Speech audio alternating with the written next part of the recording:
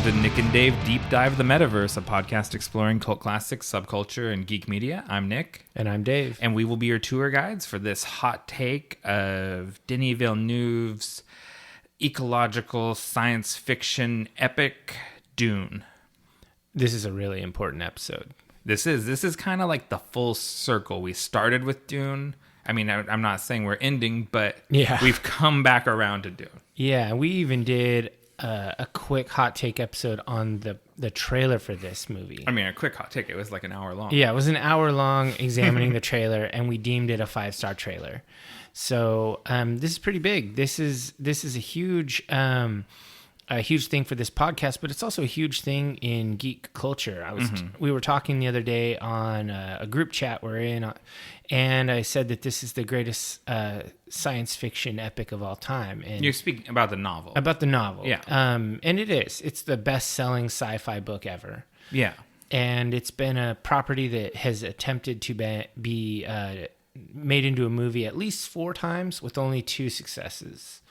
You know, there's always defenders of that Sci-Fi Channel miniseries. I guess that might even be the 5th one because it's not a movie. It was made for the small screen. Oh, so what? So let's count these out. So the David Lynch one and this one. There was the, what is it, Jaworski or whatever first? Jodorowsky. Yeah, Jodorowsky. So that movie never got made, though. And then there was another person who bought the license and tried to secure funding after the Lynch version and never got it. I can't remember the name. I saw it in one of the many interviews and docs I watched after seeing this movie. Because the book is considered unfilmable. That has been kind of one of the tags that's attached to it. Yeah, I mean, but it used to be unfilmable, but it is now because of technology. Well, I think it would still be challenging for most filmmakers to try and film this movie. Oh, sure. I think it took an exceptional confluence of talent to pull this off, and not to bury the lead, but they did pull it off. Yeah, it was really good. I don't think we're spoiling anything there. But yeah, the great thing about this movie is that this was made by a true fan of the property. Denis was a childhood fan. He read it first when he was like 13, and he used the book like a Bible. When he was making this, he wasn't referencing anybody else's movies or anything. He just was referencing pages in the book. When he would talk to actors or talk to prop designers, he would reference pages from the novel for them to study. When there's a question about how do you handle this, go to the text. Yeah, and he had a good relationship with Frank Herbert's son to talk about various things, make sure all the pronunciations were done the Herbert way. So if something is pronounced in here differently than in the Lynch version, this is the definitive version. So even though Frank Herbert was alive during the Lynch version, he didn't really have much input on the movie at all. No, I've watched interviews with him, though, and he was a fan of it. I think he was actually more of a fan of it than David Lynch was. And, you know, we're on record. We're lovers of the David Lynch version. And I don't know. More than you. Let's be on record, right? Yeah. Well, no, I liked it a lot, but I just am more cognizant of its flaws. That's true. But I still liked it a lot. And I think it was a good adaptation. But I'm sure both of us have been watching lots of interviews and stuff because YouTube is just filled with all these interviews and behind the scenes and yada, yada, yada. So much press. It's really great because it really shines through how much Denis Villeneuve is a lover of this property. And another thing that I was really, really blown away by, the passion behind it, was Hans Zimmer. He's been a fan of this property since he was a boy.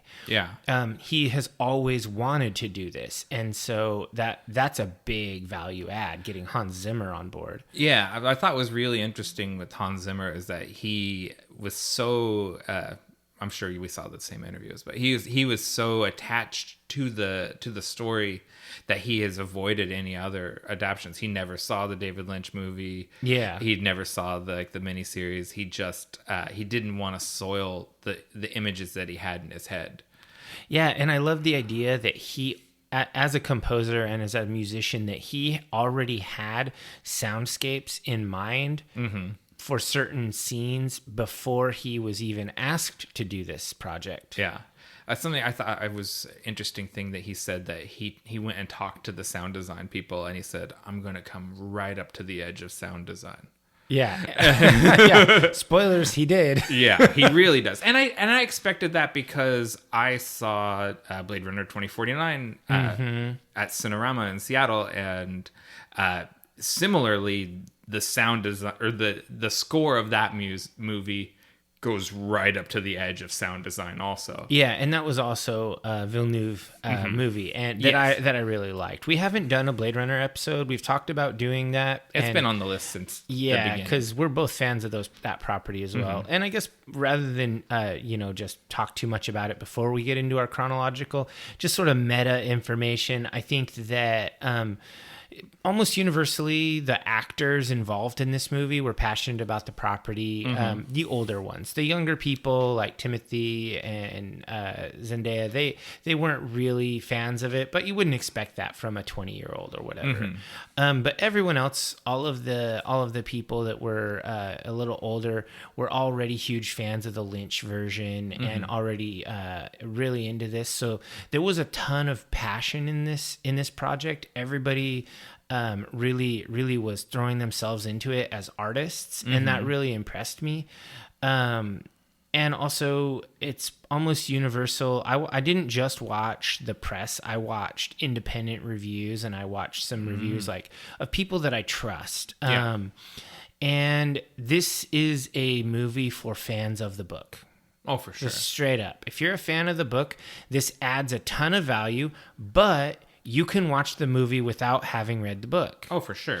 So it straddles that line of being extremely faithful, where it doesn't explain every little thing. Like when you first meet Thufir, the Mentat, it doesn't explain it, but you get it. You just get it. And so I've been talking about this with Lisa, because she's been sitting there while I've been watching all these interviews. Yeah, shout out to Carrie as well. She sat through all this and my multiple watchings of the movie. Yeah, and so it's like I'll be watching a YouTube video and then pause it and then turn to her and talk to her about what the person just said. And she's a trooper. She's put up with all this. That's good. She seemed to both of our wives seem to have liked this movie. Yes, so that's good. And that was sort of all through the movie.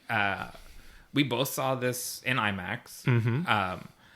I was sat with Lisa on one side, and there was a guy to my left who I could tell by his cynical reactions to most of the trailers, he was a real snob. So I wanted to pay attention to... Oh, man, you're people watching. Yeah, I was like, what's this guy think? Because this guy is going to be hard to please, because that Michael Bay bank robbing movie, he's like, huh? I was the same way about that preview. Yeah, it's like, yeah. Why are you doing this to me? It's got a great cast, but the Eternals looked cool. Eternals looks cool. Well, let's sit on that, because I do want to ask you about some of those trailers. But okay. Anyways, I was kind of had Lisa as what I consider mostly a normal person. Yeah, and then mostly right. Yeah, she won't not listen completely to this. normal, or she would not have married me. And this guy next to me, as a cinephile snob, I just pegged him that way. And so I'm just like, wow, are they react? It's hard when people wear masks, though. You can't read their face as well. That's true. So I was really like, what do people think about this movie? And Lisa's like, that was the most beautiful movie I've ever seen. And I was like, yeah, right? Like, wasn't it? Yeah, I mean, it is pretty amazing. So let's just sort of dive into this stuff. What have you been up to? Okay, I got a few things. I'm on staycation right now. Nice. It might be a vacation. We might get out of town this weekend, but mostly we've been staycationing. So we've done things like we went to the Salvie Island pumpkin patch. Ooh. Did the corn maze, and that's a holiday tradition for us. This is our anniversaries in October, and so we always take vacation at this time of the year, and just have good... Man, how long has it been?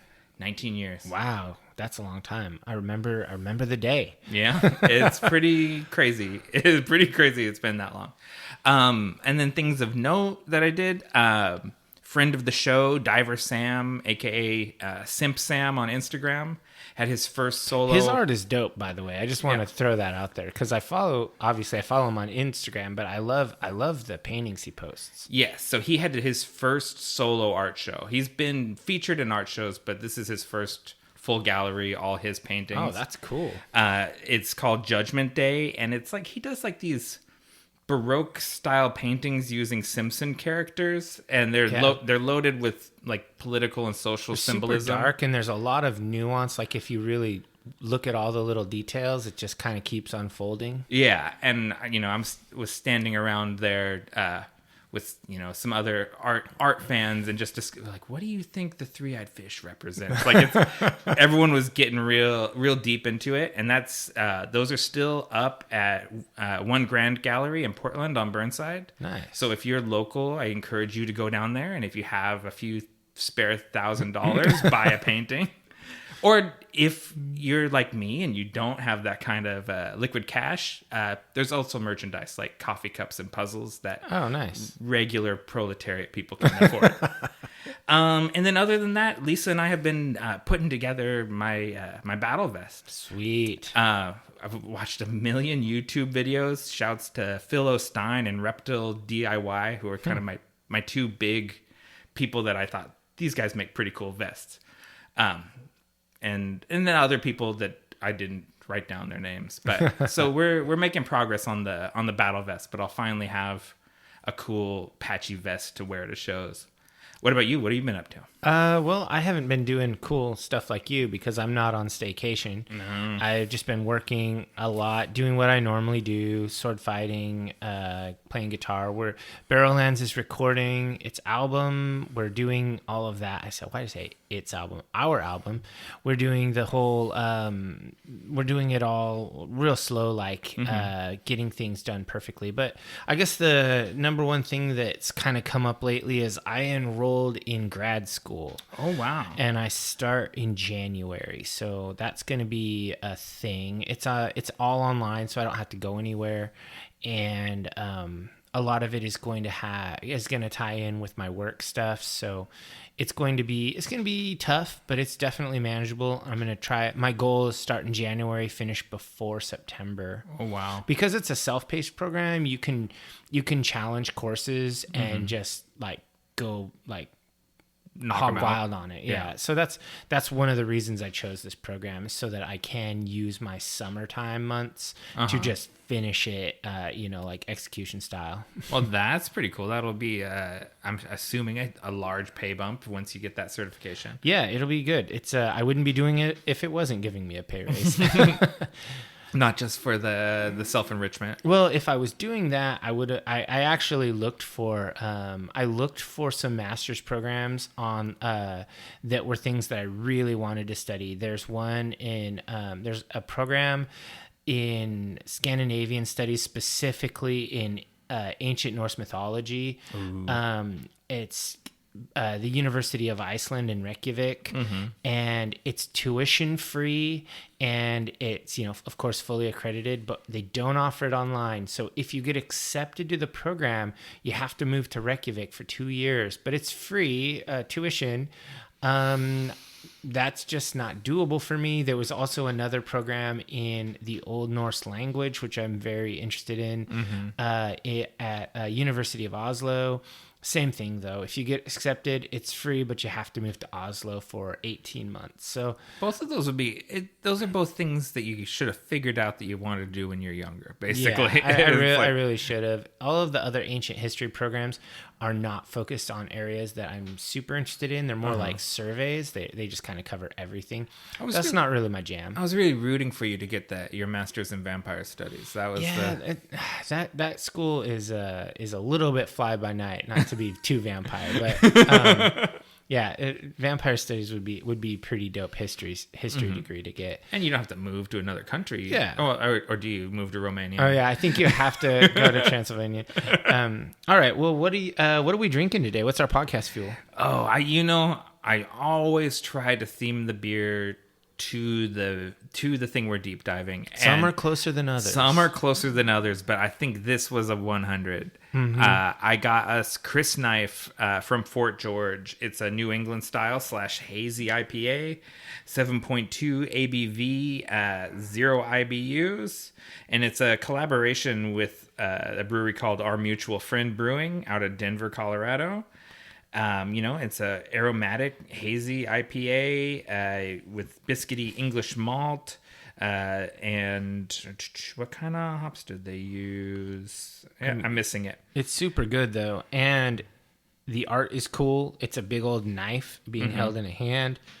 And yeah, this is a Chris knife. You can't get more perfect for Dune. Yeah, and they don't hide it. It's I'm reading their description here, and it says named for the knife made from the tooth of the sandworms in the Dune novels. Mostly because we're nerds, and also because these hazy IPAs have become one of our favorite style. Never leave home or never leave. Man, I'm stumbling on this. Never to leave our side like a trusty knife. Oh, okay. Yeah, I mean this is really good. I wouldn't say that it's like a remarkable beer, but it's pretty good. I think it's pretty good beer.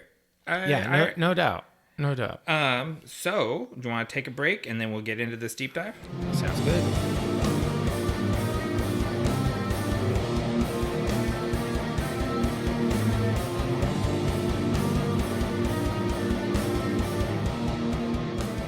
All right, welcome back, divers. Let's get into this. Dune 2021, Denis Villeneuve. It's really great because the opening desert scene that we see it's filmed in Jordan, and we get this voiceover by Chani. Rip Princess Irulan, the narrator from the books. I suspect we will see her in Dune Part 2, and she's alive and well. But I wrote this down. I think this having Chani be the narrator as opposed to Princess Irulan, it centers the story on the Fremen, and it takes it away from the perspective of the colonizers and puts it on the colonized peoples. And I think there is a real a declaration of intent by having her do the opening narration. I mean, I definitely can understand how that might be a perception, but I think that this was a choice simply for new viewers. They just didn't want to have to explain who is this woman. Yeah. Because the character would never get introduced in this movie. She comes at the end of the book anyway. Right. And you can't easily explain her away without wasting precious minutes on her. Yeah. And so I mean that's great. But I mean, let's remember, these are all humans. None of them are native to these planets. That is an interesting thing about... All of them are transplants from Earth. Right. That's an interesting thing about the world of Dune. But I think that mirrors our real world, too. Like, we talk about indigenous people, but the indigenous people are just the people that predate the colonizers. But, yeah, they predate the other people who also aren't from there. Right. But they're the first people to get there, right? Like sure. Pacific Islanders left out of Southeast Asia and went by canoe and colonized all the way down to Australia. Yeah. And there just wasn't people there before. And then Europeans came later on. Sure. And we call those people indigenous. But it's not like they sprung up out of the earth there. Yeah, I don't want to try to make this a total social commentary in the universe because... I mean, the movie is largely about, it's at the time, it wasn't about indigenous versus outsiders as much as it was about other things like ecological things, patriarchal things, and stuff like that. I mean, I think that of course it's going to be seen through a modern lens, and that's fine, but that I think that is actually the social commentary aspect takes a big backseat to just the art film nature of this movie. Yeah, I don't know if I agree with that. I mean, I think the social commentary and the ecological commentary are just all baked in They're not separable. You don't have to you don't have to be focused on them necessarily, but they're just there, and I think they're in the text too. I definitely think they're in the text, but I don't think that making Chani the narrator was... I don't think that was really... I don't think that was a social commentary move. I literally just think it was a simplification move. Okay. I mean, they did, frame this up in character about colonization, but I don't know. It just doesn't seem like that was... it seems like that would have been a departure from the book, and I don't think that's what Villeneuve was trying to do. Okay. So anyway, there's just scenes of Arrakis. You see spice harvesters, you see the Harkonnen soldiers walking through the desert, and then some Fremen, and then they fight. Yeah, there's an insurgency going on, some early shots of the Beast Raban, the great Dave Bautista just looking absolutely terrifying. Yeah. I think it does a really good job establishing the mood and giving you a sense of world with minimal... I mean, this is kind of weird to say when it's a narration, but minimal exposition. Something the David Lynch movie is loaded with exposition. Like the first half hour of the movie is all explaining the movie. Yeah, like this doesn't start on Caladan, it starts on Arrakis. And really, I think that they frame this up like it's a book. Yeah. Because this is the prologue. The actual chapter 1 starts when you meet Paul. Right. This sort of vision of things to come, it's like a teaser of a future war. They make it exciting before they make it boring. And then they can make it exciting again. Yeah. Yeah, we cut over to Paul sleeping. I have my notes. Paul sleeps like a baby. He's got that face down, butt up sleeping position that usually adults don't do. Yeah, and I mean, Timothée Chalamet, I was a little bit skeptical on this casting when I just saw a picture of the guy. I saw him and I was like, man, that's no Kyle Mack. He looks too skinny, too waifish. He doesn't look like a guy who could be an excellent like armsman like Paul is supposed to be in the book. He doesn't look like he's done a lot of fighting. And then when I saw him in this movie, I understand why he was cast. Yeah. Because of his, it's almost like, even though he looks young, the way he speaks and his eyes, he seems old. Yeah. He's 25 now. He was several years younger because this movie has been waiting to be 22 or something. Something like that. Filmed. Yeah. And Paul's supposed to be 15, I think, right? Mm-hmm. Yeah. He definitely is more believable as a teenager than Kyle MacLachlan was. Yeah. I don't think and we don't need to keep going back to the David Lynch one. But you have to. I do mention it several times in my notes, but I do think this stands on its own. It's not a remake of that film. No, it's not. And so basically, Timothée Chalamet he ends up doing a good job despite my initial doubts on this casting. And then they're showing us Caladan. We get some really beautiful views of this planet.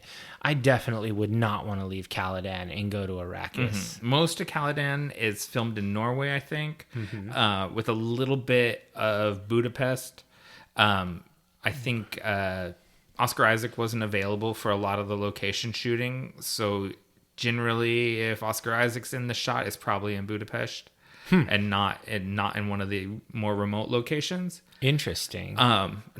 I mean, I guess depending on where you start from, Budapest is pretty remote too. Yeah, I was gonna say it's remote from here. Yeah. But gorgeous. Caladan looks gorgeous, as does everything else.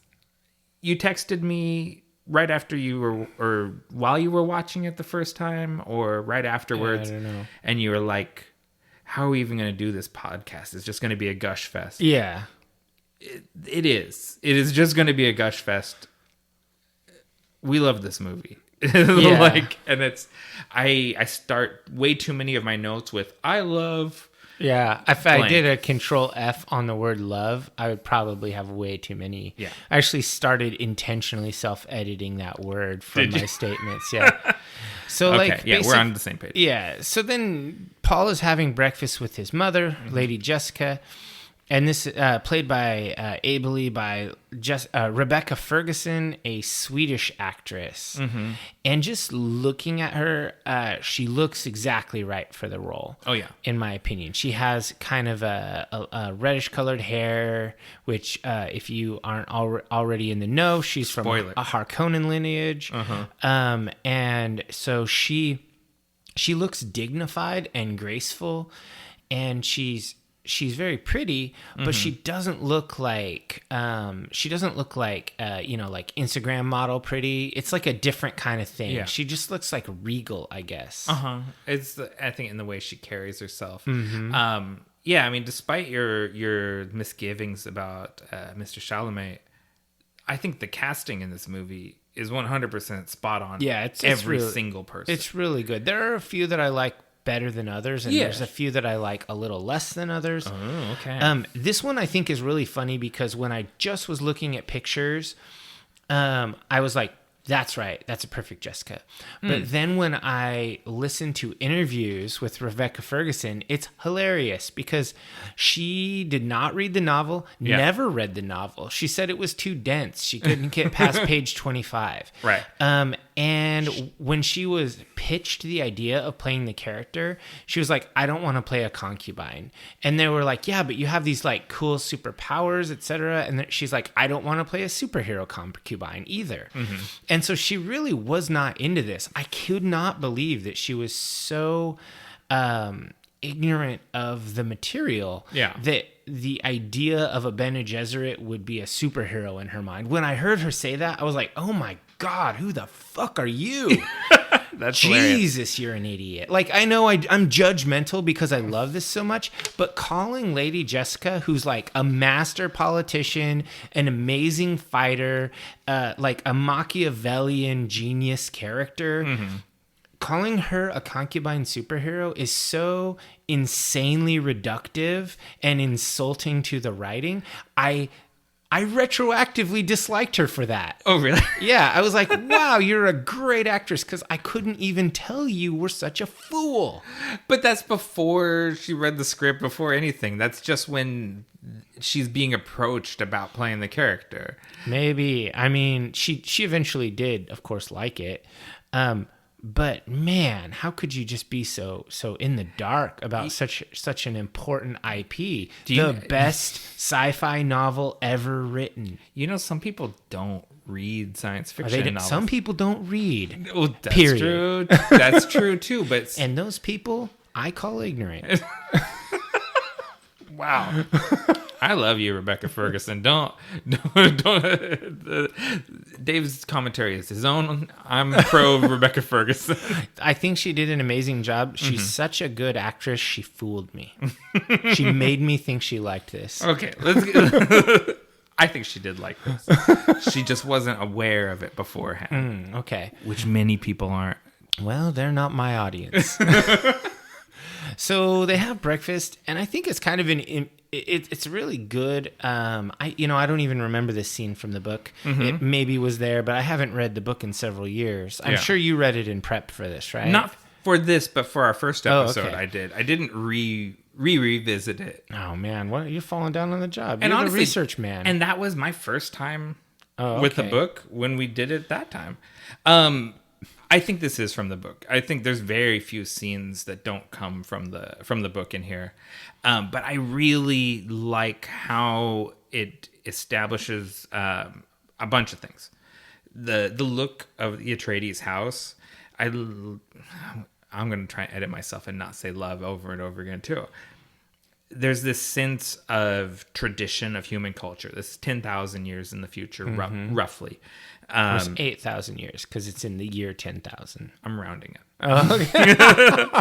And there's all the there's little things like the windows have this sort of Chinese styling to them, and there's like bonsai trees in there, and there's the bullfighting statue, representing the Atreides family, and like there's this, like you said, we left Earth in this universe. We left Earth long ago, and there's this sort of distilled human culture, and it's pan-cultural.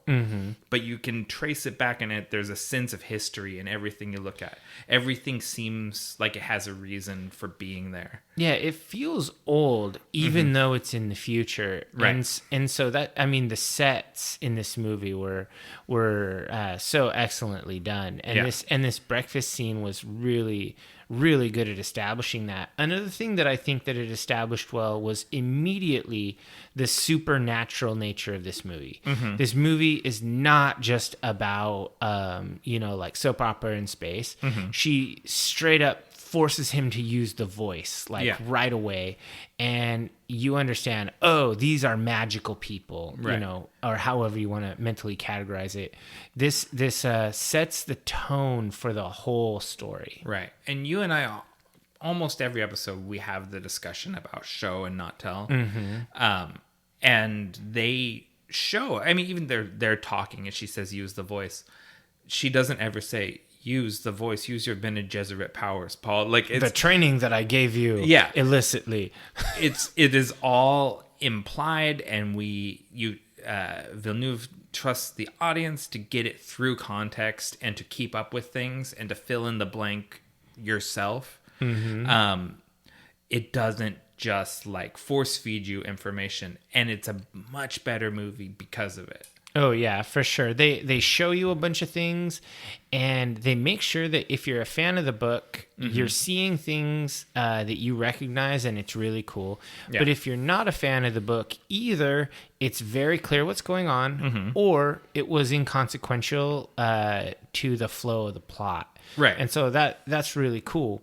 So the voice sound, the way they did the sound design for that, it was so crazy. Like the bass and the high, it's like the way it's all EQ'd out and multi-tracked, it sounds so crazy. I loved it. Yeah. And this is something, watching it in the IMAX theater and then watching it at home, how different the experience is. And I was so glad that you went to the theater and saw it, because you're a theater skeptic. I'm a theater hater. Yeah. And I'm more in line with Villeneuve, where the theater is the church of cinema, and I think it's important to go to that place. I hope they all die. But you can't have that experience at home. Like, that's true. The sound was definitely superior. Yeah. But it's really interesting how much more oppressive the sound is in the theater than when I watched it at home. At home, I had an easier time understanding certain things. Yeah. Because I just had it at my regular house listening volume, which is number 15. And I always listen at 15, and I know when it's been turned up or down. And so at 15, it's not an oppressive sound. It's like, I can hear this all very clearly. But the difference between the two really struck me. It was extreme. Yeah, the bass really shakes you when they use the voice in the theater. I had it up louder than I normally have it when we were watching it, because I really wanted it to just kind of encompass me. Yeah. And our subwoofer, it was just like, it was awesome. Yeah, I think it's intentionally, especially in the theater, they're intentionally clipping. Yeah. Right? Like they're taking it to the red. Yeah, that for sure. And I like how this establishes the relationship with Paul and Jessica. They have a very special relationship that carries on through the whole book. Yeah. And you feel it right off the bat. You get he's a bit of a mama's boy. But with reason. She's a pretty cool mama. So like basically we get some more kind of establishing shots. Like we see like this crazy cool airplane thing flying around, doing buzz in the water, and maybe I jumped ahead a little bit, but they show us various texts, and you cut to Paul is actually like watching a holobook on Arrakis, and it's talking about Shai Hulud and the Fremen and all this stuff. And I was just thinking, I was like, man, I want holobooks. That seems really cool. Also, I want a text on Arrakis. Like, I want Paul's text. Oh, like the World of Ice and Fire, but for Arrakis? Exactly that. I want that. that might exist. You think so? I was skimming the Wikipedia page on the various Dune books, and I think there is some Dune encyclopedias. I mean, that would be really Can't get them cool. on Hollow just yet. But, Not yet. But yes. yeah, I think we should look on eBay and maybe get some of those. Oh man, since the movie came out, the prices are just insane.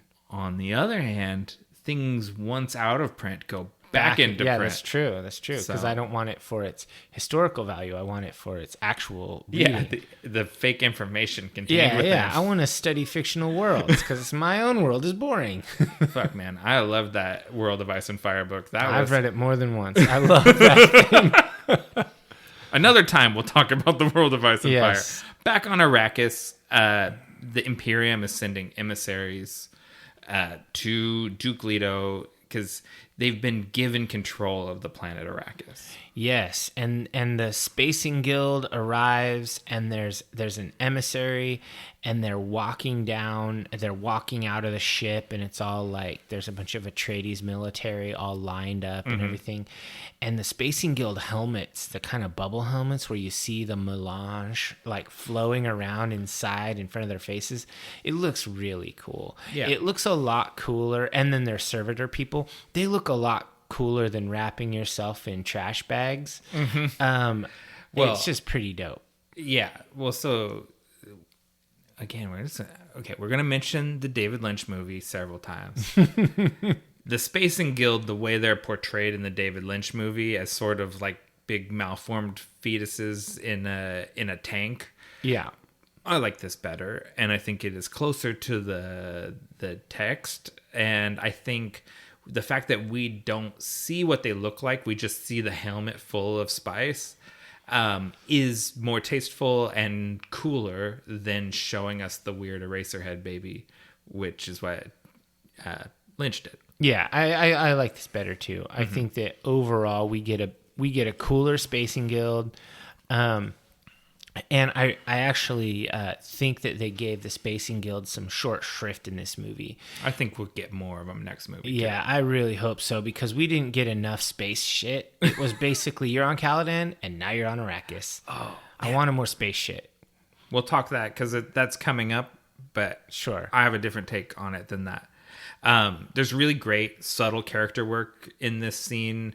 As they're watching the emissaries come up, and Duke Leto says to Gurney Halleck, he's like, "Smile, Gurney." He's like, "I am smiling." Yeah. And it's just like that little moments like that tell you everything about a character in just seconds, right? Like, you know exactly who Gurney Halleck is from that one line.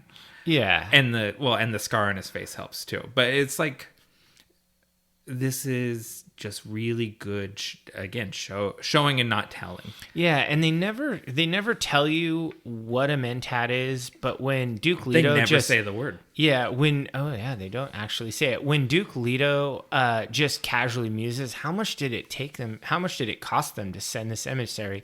And you see Thufir's eyes roll back or become white, and then he just straight up spits out the calculation. You know exactly what he is. He's a human calculator. Yeah. And it's great. You just follow along, and it's maybe you and I have a leg up on this, having studied it. But I just think I wouldn't have any trouble following this stuff and filling in the blanks in my head if this was my first exposure. Yeah, and this scene is really cool. I really loved how, when the Imperial emissary reads off the scroll and everything, how Duke Leto responds to him.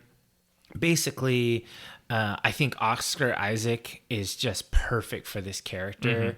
He's so much, in my opinion, he's so much better at playing this kind of serious role than he was in like sort of comedic role like he was in Star Wars.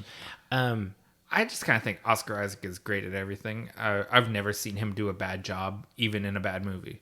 That's true. I mean, he is really good in this movie, and I think that he looks really cool. He seems really dignified, and then we'll get into some scenes later on where I think the acting is just absolutely superb. And he's one of the people that he pursued this movie more so than like he was pursued.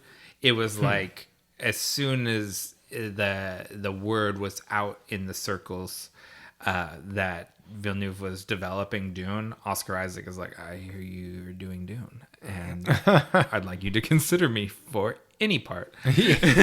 Yeah, like he could have done a Gurney Halleck, you know, like, but Josh Brolin is like buddies with Denis, so he got in on the buddy card, as he said. Yeah, but he's perfect too. Yeah, he is, and I really like this the character, how he kind of develops through this movie, but he's a general and a trainer, and he's he's kind of like a warrior scald philosopher. The warrior poet. Yeah, he's just such a great character. Did you miss the pug? Because I missed the pug. I'm hoping the pug comes back. The pug's not from the book, so the pug's not gonna make it. But I just always thought when I'd see Gurney Halleck, in my mind he carries a pug. Well, we never see the balisette. No, so which is his 9-stringed lute-like instrument that doesn't actually exist in the real world. Cut scene, man. Like, was it cut? Yeah, because they shot the upcoming scene with him and Paul where they're training. There's a much longer version of that scene. Well, oh man. And so Gurney singing is not included, but that was filmed. That was something in interviews I've seen. Both Josh Brolin and Denis Villeneuve kind of regretted losing that scene. Well, and the thing that kind of sucks is like there will not be a director's cut of this. Villeneuve said straight up, "This is the director's cut. Yeah, I will not be recutting this," because Jason Momoa actually called for a director's cut on like Instagram or Twitter or something, and Villeneuve responded, "This is the director's cut." Yeah, Villeneuve does not. I mean, but we still might on a Blu-ray get some deleted scenes or something. I mean, that would be cool. He's one of those people that he insists on having final cut on his films and does not believe in doing director's cuts. And that's, I mean, there's artistic integrity there. And, I like that, yeah. And that's cool. One thing that I thought was cool here is how they don't actually explain that there are no computers in this whole thing. Like all the tech that you see is all kind of like retro future tech. There's very analog. Yeah, there's no computers, and they never explain it. It's almost like this movie could almost be like a feudal fantasy novel with just a few changes if you just replace the tech with magic. Yes, it is much more in common with like a period like parlor drama or like a courtly intrigue sort of thing than it is with what you think of typically as space opera, which right before we started this, are you ready? And I was like, I need to Google something. And I Googled, is Dune space opera? The internet says yes, but to me, this doesn't feel like it. It doesn't feel remotely swashbuckly, which is the kind of the vibe I associate with space opera. I feel this is much more like a hard sci-fi than it is like a space opera thing. Yeah, it's almost it's just like a drama. It doesn't feel very space opera to me.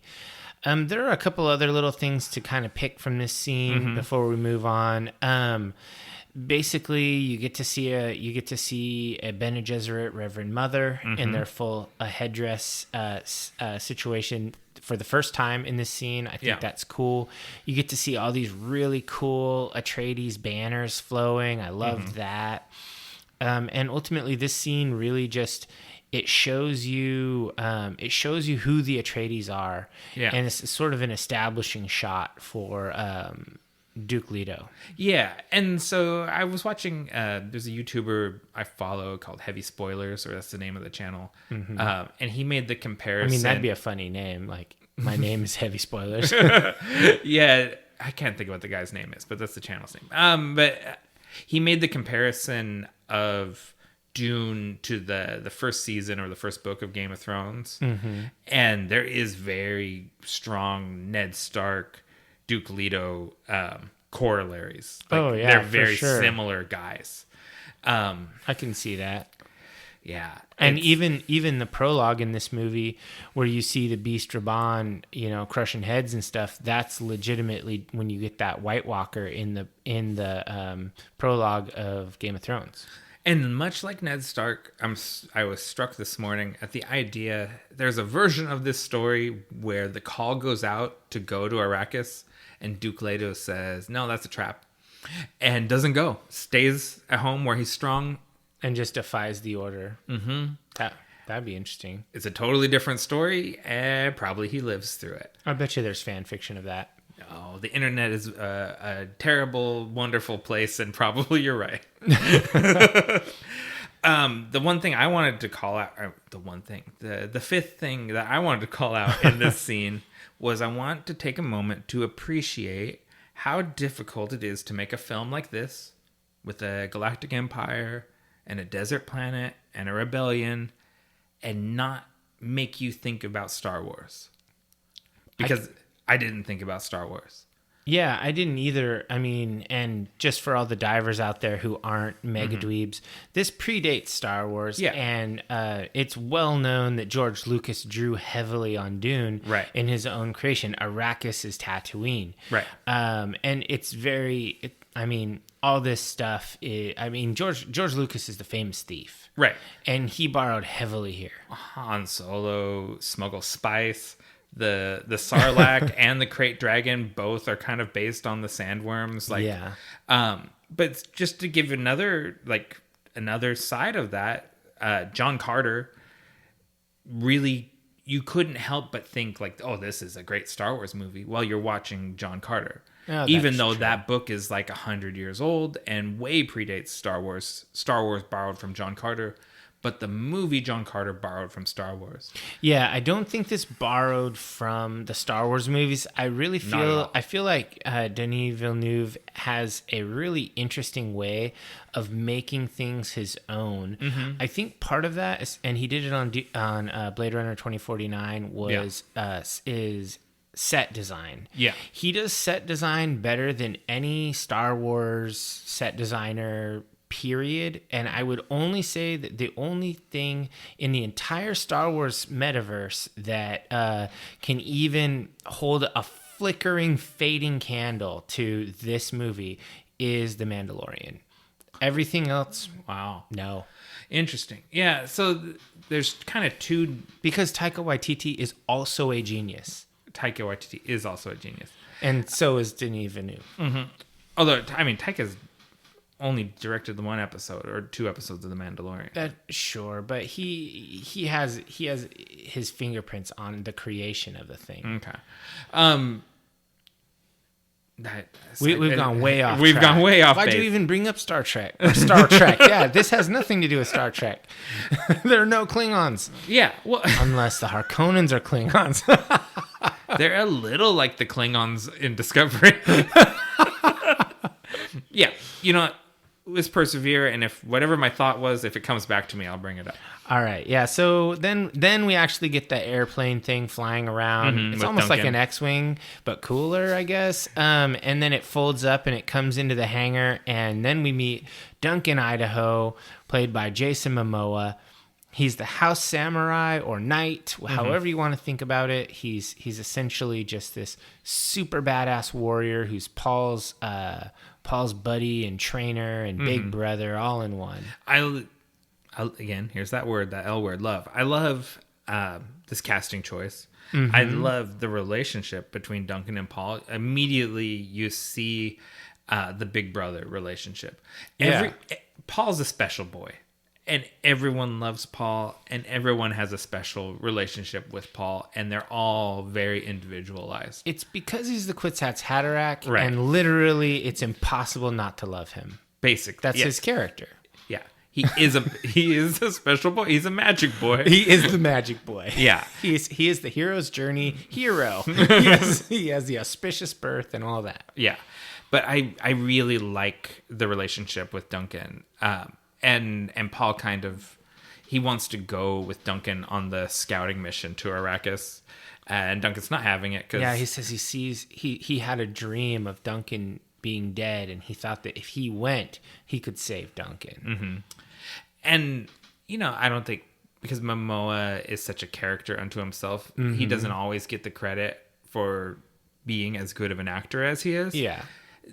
Paul tells him that while he's facing away, and so we're looking at a 2-shot of both of them, and you see Duncan's face and like he's touched. Yeah, like, he's like super.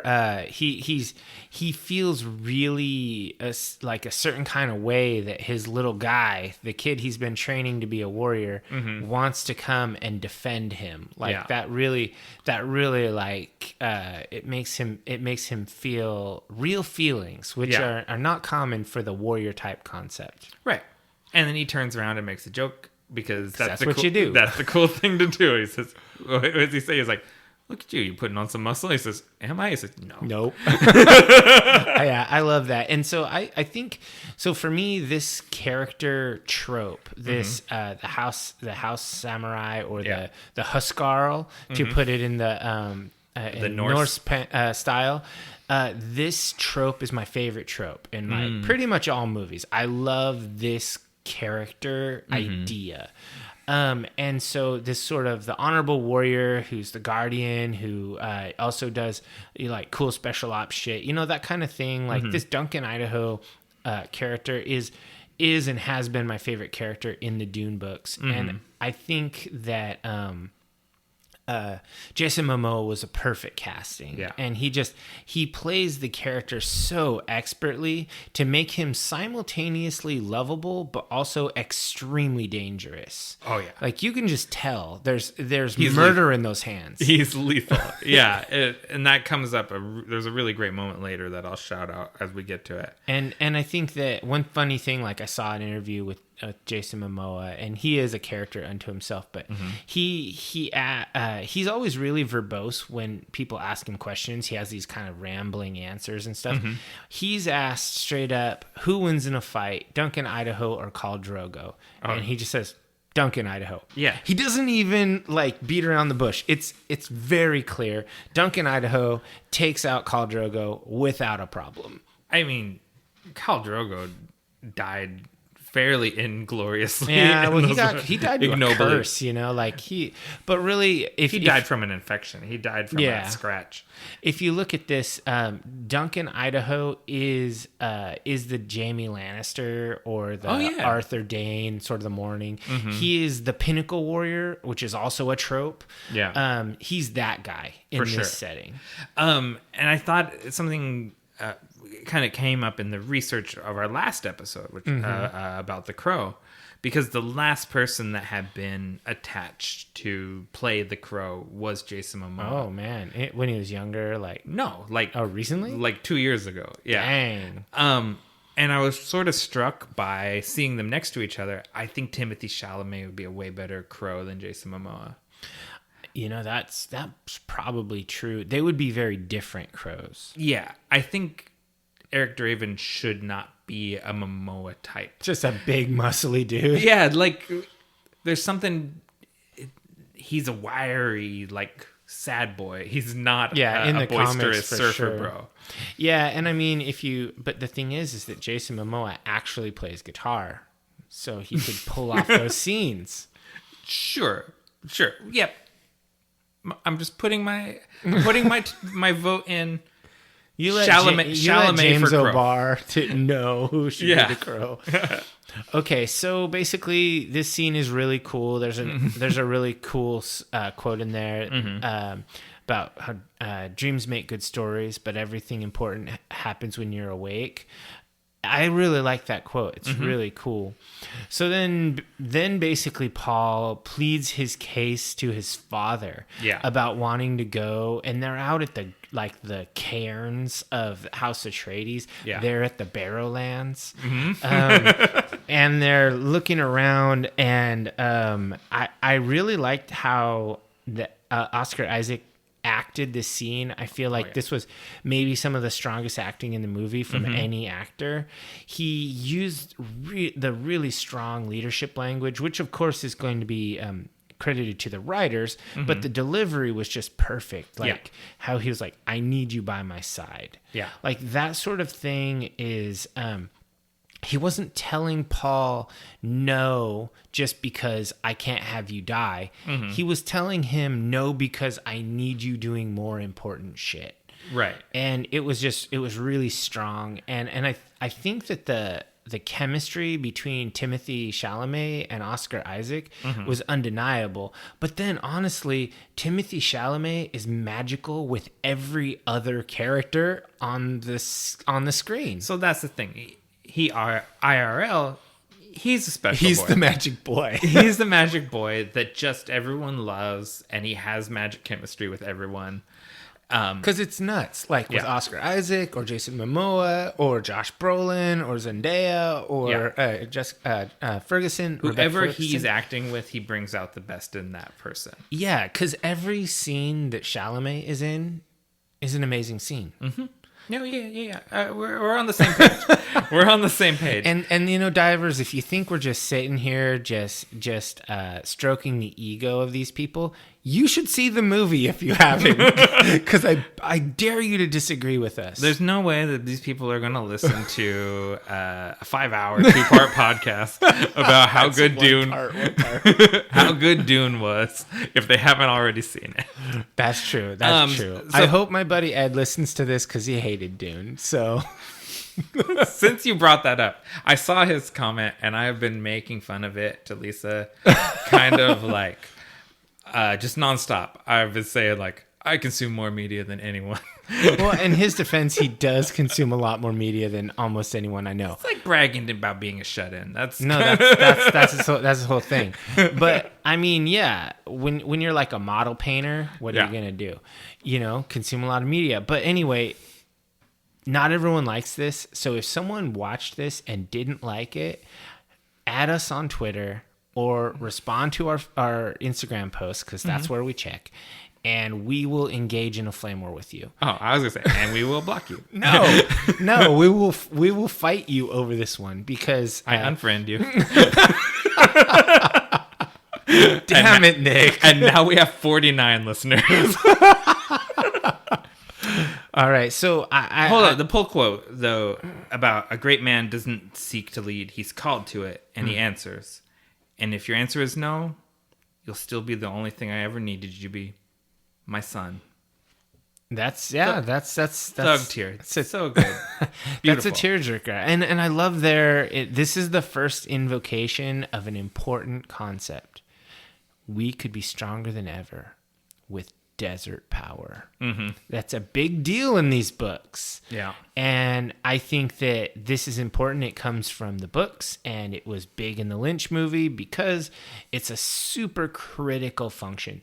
Duke Leto is not going to go there as an oppressor. He's going to go there and he's going to attempt to forge an alliance. Which this charisma and leadership is exactly why the Emperor doesn't like Duke He's Leto. afraid of him. Yeah, he's too good. Yeah, because he sees Duke Leto and he's like, next Emperor. No. Yeah, no because way. he's a shitbird. Yeah. Cut to the Gurney and Paul training scene. Give us a song instead. I love that. I love this scene, and I think this is a great example of the stuff that you can always tell when the same scene is in both movies, in the Lynch movie and in this movie. I love that. That's like, here's the spots where David Lynch had the right instincts and did the right scene, because they're almost the same scene. Oh yeah, and I'm gonna say straight up, I am a Patrick Stewart stan. Yeah. And when I saw Josh Brolin, I was like, Josh Brolin is dope, but he can never be Patrick Stewart. And I gotta say, he took this role and he owned it. And no, he didn't. I don't think he outshined Patrick Stewart. No, but he did an amazing job. Will he? We talked about the pug. The second have a thing, mullet will in the he desert? have the skullet when in part 2? Oh man, I hope so. I do too. I just want to. I see Josh Brolin. He's not bald, but with the No. top of his head shaved, but long hair in the back. It Like a just, Theo Vaughn kind of a look. oh God, I can't. So it only got greenlit yesterday? That Yeah, part, it's insane. That part 2 Because it made so much money. Yeah, they finally they were watching the numbers. And it clicked over the magic number, and they're like, "All right, give him $200,000 to go do another one." $200 million. Yeah, 200 million. Sorry, I'm not a mentat. I'm terrible at doing equations. It only got greenlit yesterday, but I can't wait for part 2. Like it's the top of whatever else is coming out between now and then. Everyone has signed on. Yeah, and it's awesome. Like I gotta say, like, I gotta hear this next Hans Zimmer score, because I was listening to this first one and it's fucking disturbing just to listen to. It's the darkest music ever. Like, it's crazy how he incorporates noise and new invented instruments and twisted vocal parts. Yeah. And it's just awesome the way Hans Zimmer just orchestrated this. Have you? Because I listen to a lot of film scores, because that's the kind of guy that I am. And so I've spent quite a bit of time with Hans Zimmer, and I don't find his music very listenable as like songs. Yeah, it's hard to listen to it standalone. Yeah.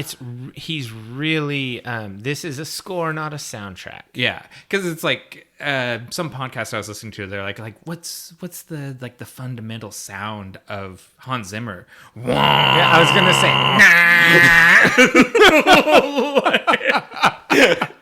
so yeah, but it is evocative.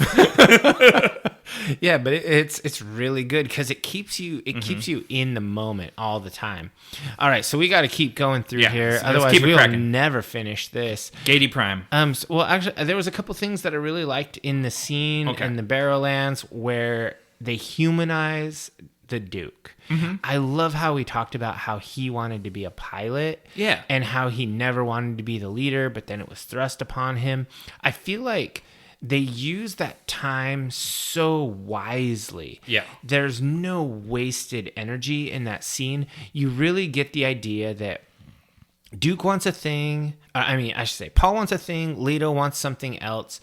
And they have this interaction. And simultaneously, you understand both of their perspectives and how much they care about each other. Right.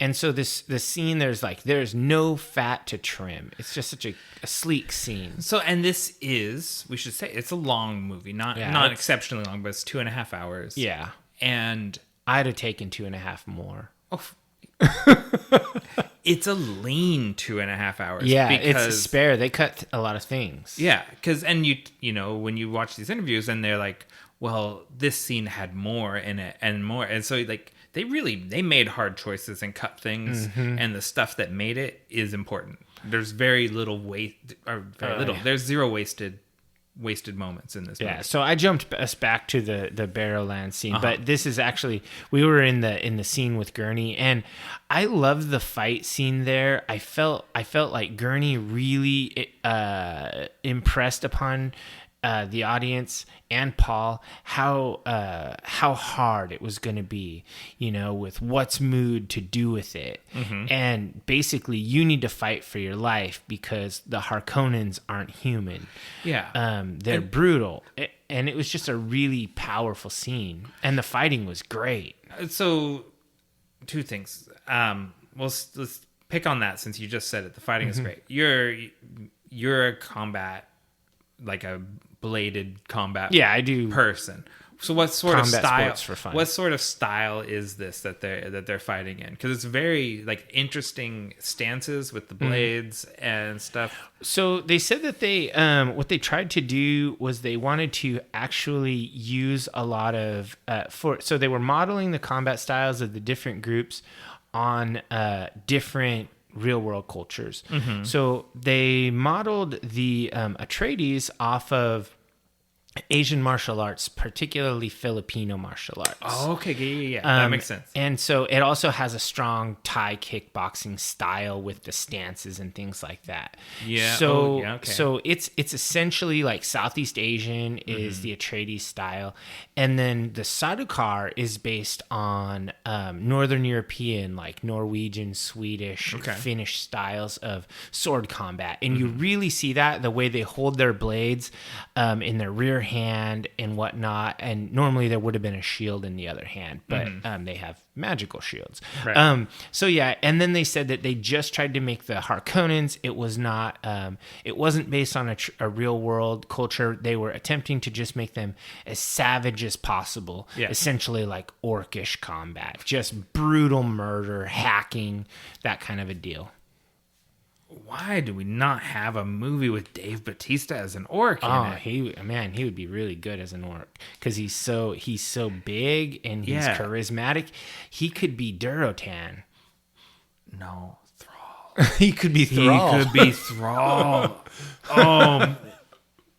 Okay, so Timothy Chalamet as Eric Draven the Crow. Dave Bautista as Thrall in a live action movie. In a live action Warcraft movie. That would be pretty cool. Oh man. All right. Well, we got to do that. We should Hollywood. We should be put in charge of Legendary something. Pictures. You should listen to this because we talk about all of your movies. Make this stuff happen. So basically, yeah, we then after that scene we cut to the Beast Raban, and he is so nothing like the Lynch version. Dave Bautista in this movie is fucking amazing. I love Dave Bautista. Yeah, everything he does, he's great. Yeah, and in the interviews when you see him talking about it, he's so humble. Like he's so appreciative that people are willing to take a shot on him, a professional wrestler, an older guy who, who doesn't have as big of a filmography as other people that could have filled the role. He's really humble about the way he's just appreciative of it. He's just happy to be there. And that's really cool. There's something, someone lumped him in with John Cena and Dwayne Johnson, which is understandable because they all come from the WWE. And he sort of pushed back and he was like, no, I don't want to be compared with them. He says, look at the movies that I do and look at the movies that they do. He's like, I was a wrestler and now I'm an actor. They're wrestlers that are acting. Oh man, that's brutal. But it's true. It's absolutely true. Well, especially John Cena, his shit is garbage. And The Rock he's in the middle. And Dave Bautista is the best. The Rock has like hit or miss. Like sometimes The Rock John Cena's got some good roles too. Yeah, he was in a Fast and Furious movie. That's not one of his good roles. Well, go listen to the Fast Saga podcast. We talk about him. And let's get back to this. Then we get Stellan Skarsgård, who plays Baron Harkonnen. The dude is 70 years old. He's a big dude. He's 6'3", but they put him in so much prosthetics and makeup. He goes from being just a big dude to being a fucking huge dude. It's insane. And he's just sort of like this big, but it's not like you can see like shoulder muscles and stuff. Yeah, he's still an imposing presence. He's almost like the dude, like he's kind of Kingpin-ish. Yeah. He's not comically, he's not the Blob. He's the Kingpin. I thought of the Kingpin, and the other thing, he's very evocative of Brando in Apocalypse Now. Oh yeah. And I'd say he's a better Brando than Brando. Stellan Skarsgård is one of, he's a treasure. Like in this movie, he's amazing.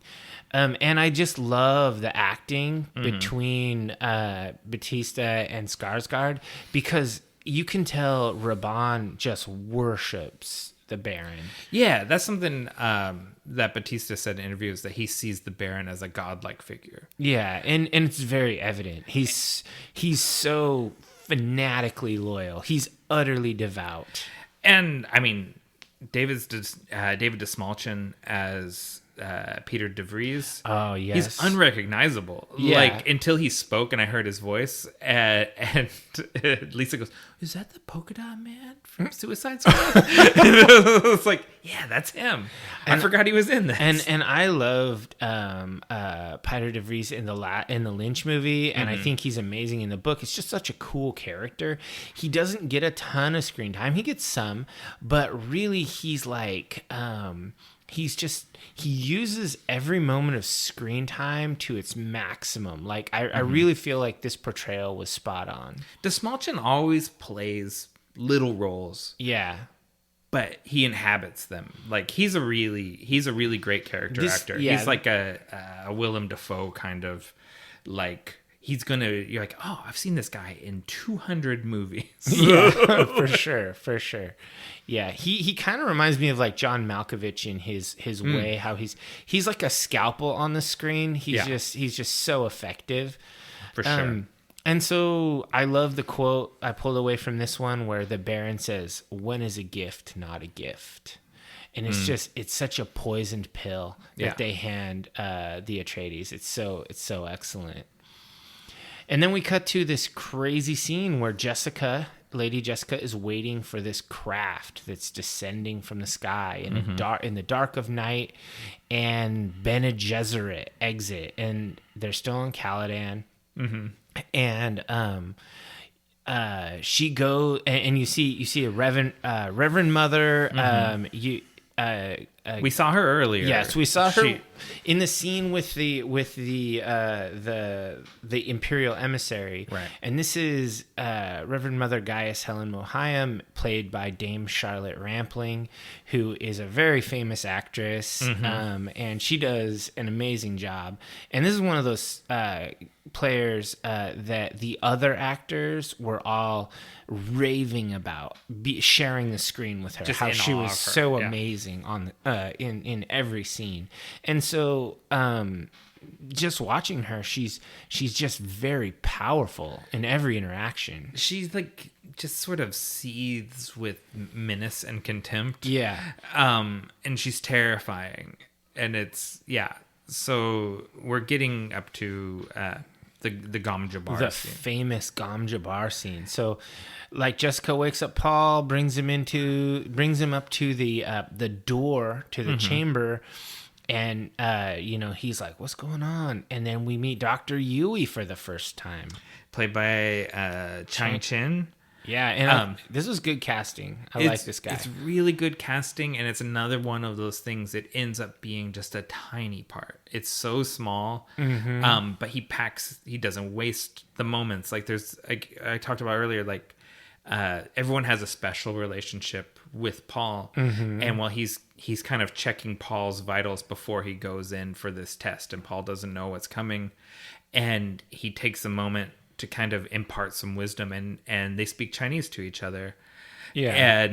And so people have special codes with Paul. So they have, like, everyone has a special relationship with him. Yeah. And I love how Dr. Yui he gives the straight shit on the Bene Gesserit, like in just few words. He just lets him know, like, they have their own agenda, and it's not yours. Yeah, you cannot trust these ladies. They are in it for what they're doing. And you might very well just catch shrapnel. It could happen, and it's pretty cool how he just dishes the straight dope on them, and I love it. And then Paul enters along with Jessica, and Jessica is just summarily dismissed, and Paul is pissed. Oh man. And Jessica is, like, beside herself too, like the whole thing, like, because she thinks they're gonna execute Paul. Well, there's a very real chance that they might. So imagine what Leto would say. Oh man, he'd be pissed. He'd be so mad. So when I brushed over it, and you were talking about the scene just before this, when the Reverend Mother is talking to Lady Jessica. Yeah. And we kind of get these little bits of information that they had planned on her having a girl. She was not supposed to have a boy. But Lady Jessica and Duke Leto are in love, and Lady Jessica made decisions based on her feelings and not the machinations of the Bene Gesserit. Yes, because Leto wanted a son. And so Bene Gesserit are masters of their physical form. They're able to make that decision themselves. Yeah. And because the thing that they don't cover here at all is that she was supposed to have a girl who is supposed to marry Fade Rautha. Yeah, who's not even mentioned in this movie. Yeah, he's not mentioned at all. But he's a Harkonnen guy who, and then their child is supposed to be the candidate to be the Kwisatz Haderach. Yeah, but Jessica has gone rogue a little bit. Yeah, and produced a boy child that doesn't fit into the Bene Gesserit's plans precisely. And I love how the Reverend Mother is like, yeah, we think in centuries. We always have backups and upon backups. Yeah, they're like, if he's the Kwisatz Haderach, then he'll marry this. Like, they've got schemes on schemes. Yeah, and I love and simultaneously hate the Bene Gesserit. I think for sure. I think everyone does, because they're so fucking cool. Like, they have these magic powers with the voice and their physical form mastery. Yeah. They're superheroes. They're evil telekinetic nuns. Yeah, and they're also like completely duplicitous and cryptic, and but they also drop straight up wisdom all the time. Yeah, and it's just crazy. And so, well, let's keep going through the scene, and I'll make some of my commentary. So afterwards. basically, the Reverend Mother dismisses Lady Jessica, and then Paul gets mad. You dismiss my mother in her own home, and then she uses the voice to make him come forward and kneel. And he is similarly defiant. How dare you use the voice on me? Yeah, and the way they shot this is really effective. So they did a dolly shot of the camera moving away from Paul while they turn off the lights. Instead of showing Paul zombie walk across the room, we see it from Paul's perspective. And it's almost like the screen blacks out and he's kneeling in front of her by the time he's conscious, like fully conscious again. And you get the sense of you being pulled towards her. Like, she used the voice on you too. Yeah, it's really cool how they just really quickly put you in Paul's skin and then take you back out. And it's just, I mean, that's just good camera work. It's not really a special effect. It's just good filmmaking. Yeah, this is doing a lot with a little, even though they had a lot of resources, but they didn't. You don't need to. Yeah, and so at this point, she tells Paul to put his hand in the box and reminds him that Lady Jessica told him to obey. Yeah. So he puts his hand in the box and he asks what is in the box, and she says pain. Yeah. All this dialogue straight from the book. It was also used in the David Lynch movie. And this is my favorite scene in the whole movie. It's a really good scene. Yeah. And then quicker than you can almost see, her hand reaches out right by his neck, and she has a poison needle, the Gom Jabbar. And he'll kill her. She will kill him if he removes his hand from the box. Yeah, because this is a test. What do they say? A test that he's a human being. Yeah, they're sifting animals from people. Yeah, because an animal can't resist its own instincts, but a human can control it. Yeah, and I always wondered, like, when I saw the Lynch version and then when I saw this version, what if Paul, like, using his like excellent combat maneuvering and abilities, what if he like just snatched the needle and like shanked her with it? Like, right then and there? How would that have changed the movie? And then he's gonna say, Dune, roll credits. Like, that's the end of the movie. Like, and he was the one. Yeah.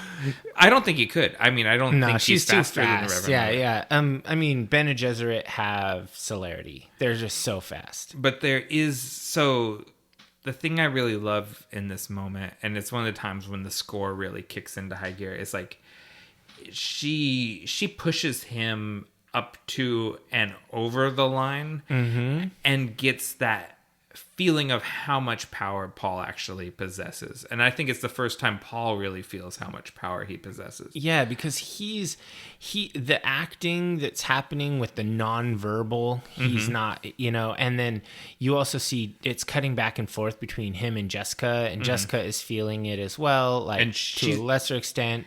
Yeah, Rebecca Ferguson is killing it out in the hallway doing the "Fear is the Mind Killer" mantra. Yeah, and then Paul is, it's running in his head, and he basically he overcomes his pain, and he looks straight at the Reverend Mother in the eye, and he just takes it. And so she pushes him beyond, like, where people are supposed to be able to withstand. Yeah. And then finally just ends it.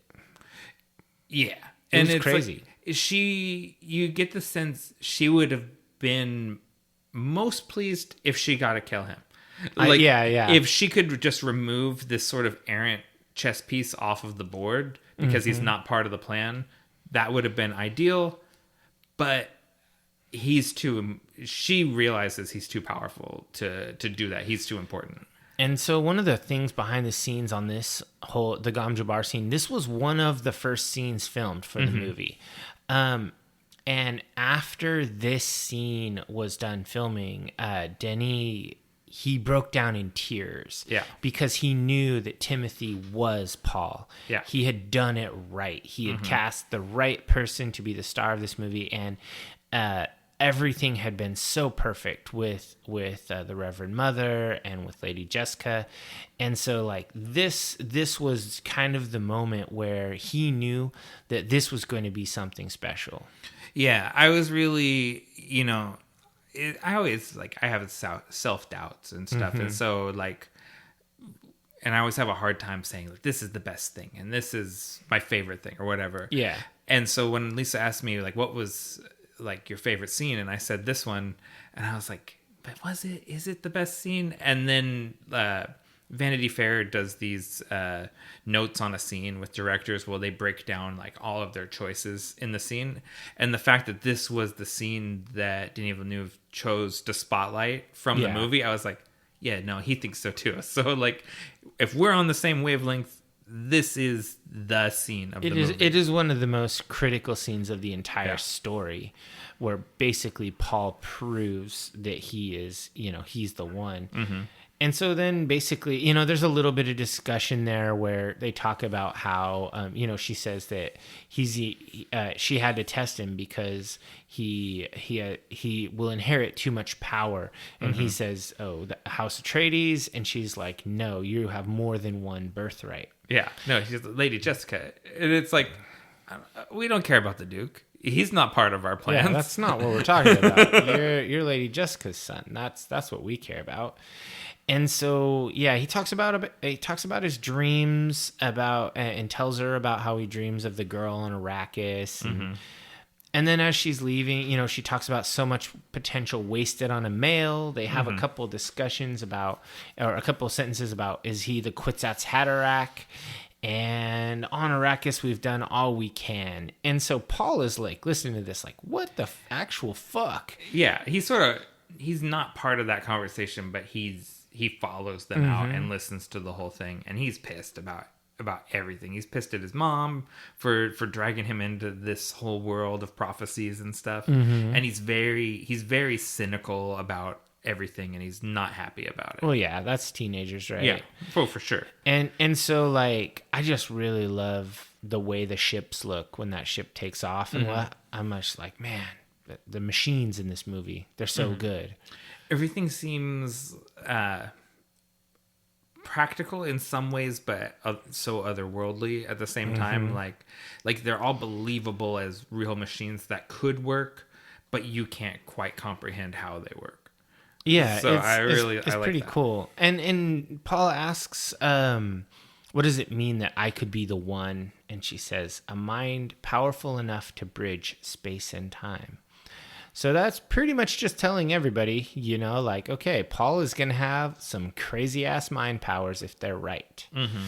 Well, and that fits in with what we've been seeing with his visions and everything. And he's having this conversation with his mother, like from far away in like a misty scene at night. And it's kind of like really cool camera work going back and forth as they're talking.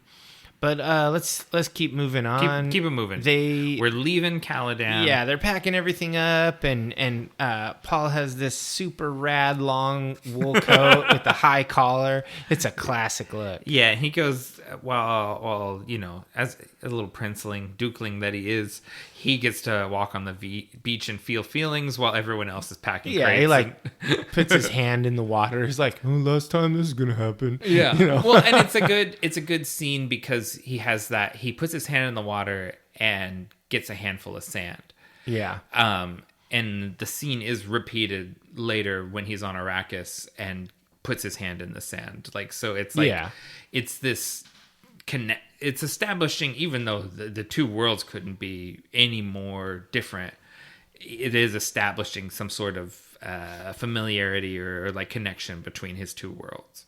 Yeah, and then basically they skip having a whole spacing scene like they had in the Lynch movie. Which I love, and you didn't like? I wanted more space stuff. Oh, see, I really like that they don't spend any time explaining how this works. With the Spacing Guild and kind of waiting in the queues, and like how the Spacing Guild uses the spice to bend time. Like, we know all of this stuff. Sure, but I think it would have been cool. First of all, I liked all the spaceships. Okay. And then secondly, I think it's, you know, it would demonstrate why it's important that the spice flows. Later on, Thufir talks about how the Spacing Guild needs it. Yeah. And that's it. They don't actually, you never get a demonstration of why the spice matters. Yeah. I like that, but I understand what you're saying. I just don't, I think it's something you can skip over and you don't need to explain it. Sure. I mean, it was already 2.5 hours for half a book. So, I mean, maybe like a third of a book. And so basically they get to Dune, or they get to Arrakis, and everybody is standing in these dope ass suits of like composite plate armor, except Paul and Jessica. They're in like formal clothes. And I'm just thinking, man, why didn't they armor up Paul? What the fuck, man? That's because he's not part of the army, I think. Is like he's just a little princeling. Yeah. And so I love the armor. And Oscar Isaac looks really good in it. And it's cool, like, it's futuristic. There's sort of like shades of samurai armor a little bit, especially like how they have their swords at their side and like where the plates are, but it's, you know, thousands of years removed from whatever it descended from. I really like the scene. I love the Atreides armor. Just a little note of Gurney Halleck always reading his Bible. I think that's more good, just character work, that you're just, this is the kind of guy he is. Yeah, he's a philosopher. Yeah, and Jessica's costume with the veil and the beads and the way the wind captures it, like she looks so regal. And the shoes she was wearing were really interesting. They were like almost Japanese style, where they had the little like platform in the middle. And they're very, very interesting choice. Hard to walk in sand in. Yeah, she had a really interesting costume there that was very calculated, and we learn, as the scene progresses, that this is all calculated. The Bene Gesserit have been at work here. They've planted the seeds of mythology in this population. Their superstitions are all calculated. There is a prophecy that they are fulfilling. Yes. And so there's a few more little notes I have here. They have a bagpiper, which at first I thought was weird, but then I thought, no, I like that they're keeping this human. This is Earth culture, 8,000 years in the future. Certain instruments would probably still exist, maybe. But I liked that it's grounded in human culture, and it's kind of pan-cultural. Yeah. I love the casting of Thufir Hawat, Stephen McKinley Henderson. That dude he had few lines, but he made the best use of screen time. And he's a very interesting looking guy. Yeah, he is. Albino African American dude. or maybe British. I don't know. But he really, like the stuff like when he does the calculations and his eyes go white. There's just all these little things with him that tell you exactly who he is and what kind of guy he is without explaining. Now, Thufir, use your Mentat powers to calculate this. I need you to be a human calculator momentarily. No, everyone knows that in the war between man and machines afterwards, we outlawed all artificial intelligence. And so now we use spice-powered human calculators. Yeah. No. His eyes go white when he does math. And that works.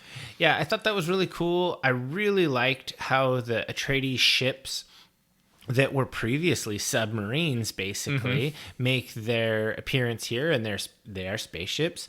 And then we see these sick ass dragonfly ornithopters. Okay, yeah. I have ornithopters exclamation point on my notes here, so I've been waiting for you to say. And they're the 8-winged version that have the multiple passengers, and then later on in the movie we get the smaller version, the little bird version that only has 4 wings. And man, these are fucking cool. And I love that they actually made these. These are physical effects. And they suspended them from cranes and jerked them around while the actors were doing the acting in them. So it was like really practical. So I have this written here because they land at this spaceport. They get seen by the public. That's a very kind of intentional show of force as they're the new colonial power. They load on the ornithopters and they fly to Arakeen is the name of the city. And it's this thought about how they keep this fantastical thing grounded.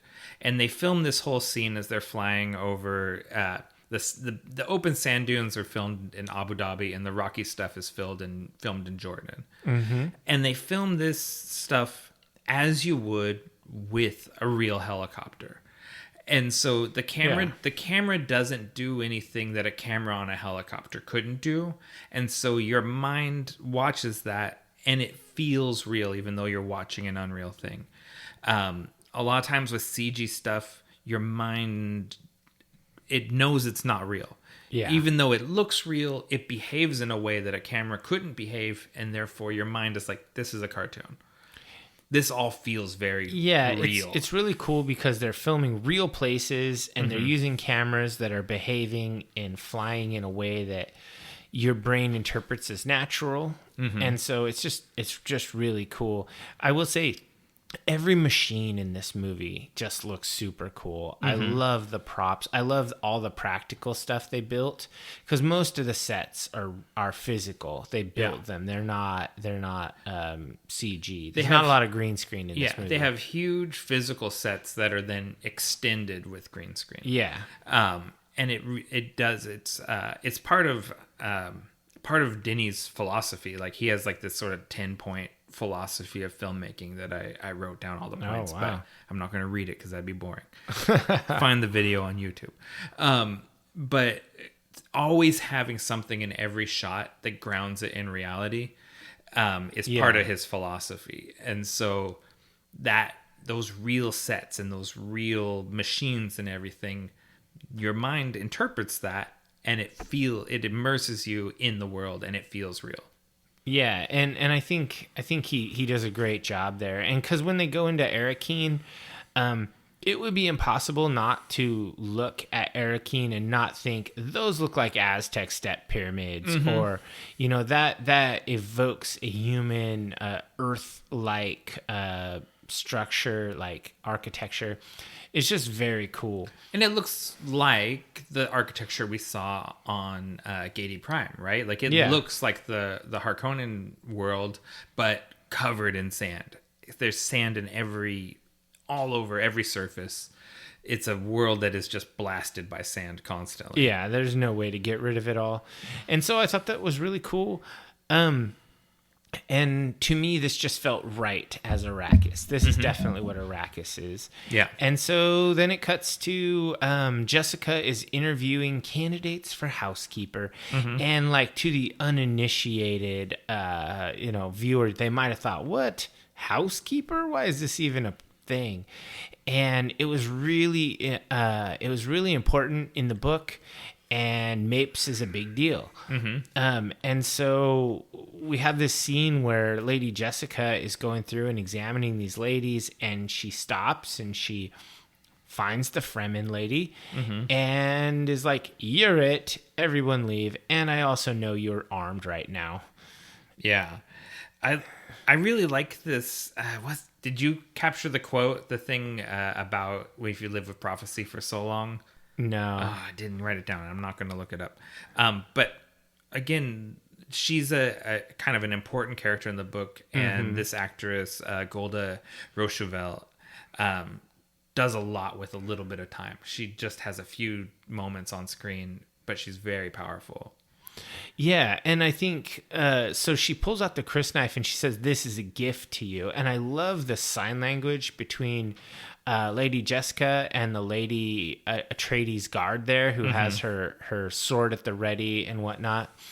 And they have this really cool scene where she basically Mapes gives Jessica this blade and gives it to her as a gift. And in the book, one thing that changed here was in the book, Jessica draws Mapes' blood before resheathing the knife. Because you have to. You have to. You cannot resheath a crysknife like our beer without blooding it. And they do this later in the movie. Right. This is the only time in the movie that they don't remember the trope. I don't know why it was left out, because it was in the book, and maybe it got cut. I don't know. It could be just to streamline the scene a little bit. Because do we see her resheath it, or do we just see her hold it out? I think she resheathes it. Yeah. Okay. And this knife is a little bit of a mystery to me, because I don't know that we ever see it again. Yeah, I think this might be like one of those Schrodinger's knives. We might later on it'll come back. It'll come back. Yeah. Jessica pulls the knife that Mapes gave her. Yeah, Jessica both possesses and does not possess the knife and then it'll go from Schrodinger's to Chekhov's knife. To Chekhov's knife. Yeah, it'll be both all at once. Wow, deep. That's the sort of deep analysis they come here for. Yeah, that's what we're deep diving for this, that kind of insight. So basically, I mean, we see that all, and then we kind of cut to the outside. You see these big, huge palms, and you see all of the native people, the pilgrims are there, and they have their deep blue eyes. I love how that looks. It doesn't look fake and glowing. They're just blue all over. Paul walks outside. He's still wearing his uniform. He's not wearing anything useful. Why not wear a full wool suit out in the Arakim desert? And the gardener is like, "You shouldn't be out here."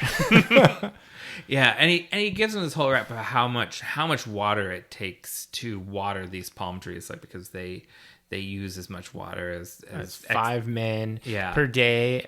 And there are 20 palms, so that's 100 lives per day. But the palms have some sort of significance too, because he's like, should we get rid of them? Because Paul's a little bit of he wants to make things better than they are. Yeah. But the palms mean something to people. Like they're symbolic. They kind of symbolize hope that things can be better. And so I was just noticing, it kind of cuts into Paul in his room. He's back to studying. I love the bronze wall art of the koi fish of the worm. Oh, they're both. Oh, yeah. There is a really cool thing of the Shai-Hulud. Yeah. And it's like almost like Shai-Hulud's mouth is the sun. Like it has all the rays coming off of it and stuff. I like the koi art too. That's really cool. That's where Paul is sitting across from that kind of. He's sitting in front of the Shai-Hulud art. And then he's looking at his little projector. And, I was looking at projectors online for like, there are Bluetooth ones from your phone and stuff. Ooh, those are so cool. Handy, but they don't. You're gonna want to. They're not holographic. Deeper. I know they're not holographic, and they won't do like a high def 1080p. That's not bad. Yeah, you can get 1080p over Bluetooth from your phone. That's pretty good for a thing the size of a soda can. Yeah, that's true. So anyway, he's doing his nerd thing, and oh shit, there's a fucking mecha wasp. It's about to kill you. I always think of it as more like a mosquito, but yeah, I don't know. Yeah, the hunter seeker comes. Yeah, it burns a little hole in the wall and comes in to get Paul. Yeah, I called it a murder drone in my in my notes, but yeah, it's the hunter seeker, and it looks like a bug. And Paul literally hides in the hologram of the brush. Yeah, like the Maudib. Oh, the little mouse, exactly like the Maudib. Yeah. And so, yeah, I just thought that was super cool. And he's standing there in the camouflage, and he sees that his knife is so far away. And I was like, what are you going to do with a knife against a bug drone? Well, and it's also his shield. Oh, that's true. Because his bracelet shield is sitting on the bed over there. I wonder why he took it off. I guess he's in his bedroom. Do you shower with your watch on? No. Yeah, it's just a habit. You just take it off when you're getting relaxed. Yeah, so he stands there, and eventually it kind of turns and it makes a run for it, or it goes towards him, but he doesn't move and he doesn't flinch, and it stops because he's motionless. And then somebody's at the door, the hunter seeker drone goes after him, and Paul rushes over and smashes it and saves Mapes' life. And that's a big deal in the book. It is a big deal. It's because, she wants to be there to see him, essentially, because he's fulfilling this prophecy. And she's there to be a service to him and his mother. And then he saves her life. And it's just more of the prophecy. He's definitely the one. Yeah. And so, then there's kind of a scene where Thufir resigns. He submits his resignation to Leto, and Leto is like, you would deprive me of your services when I most need you. Yeah. And Thufir's like, my honor demands it. And he's like, damn your honor. Yeah. You can get... you want absolution? Get it by finding me Harkonnen spies. Yes, I love that. And Thufir's like, yes, my lord. And he goes off. And I was just like, man, that was a short scene, but it really told you a lot about Leto, and it told you a lot about Thufir. And that was it was really cool, because I liked Thufir in the Lynch version. I liked him in the books. He's this loyal guy. And in the books, it kind of impresses upon you about how Thufir is like an older mentat. He's been around a long time, and he's pretty famous. Like, everybody knows who he is, because he's such a big deal. Like, the Harkonnens would never dream of killing him. Like, when they attack, he's extremely valuable, and so they don't have to say that in this movie. He just is valuable. I know. Lisa, she's like, does he live? And I was like, he makes it to the end of the book. Like, it's like, yeah, Thufir, he lives through this. Like, I won't say he lives forever. Yeah. And so that was really cool. And then we kind of cut over to what is it? It cuts over to, we have the scene where they're having like their strategy meeting, and then we have Duncan Idaho comes back, and he brings the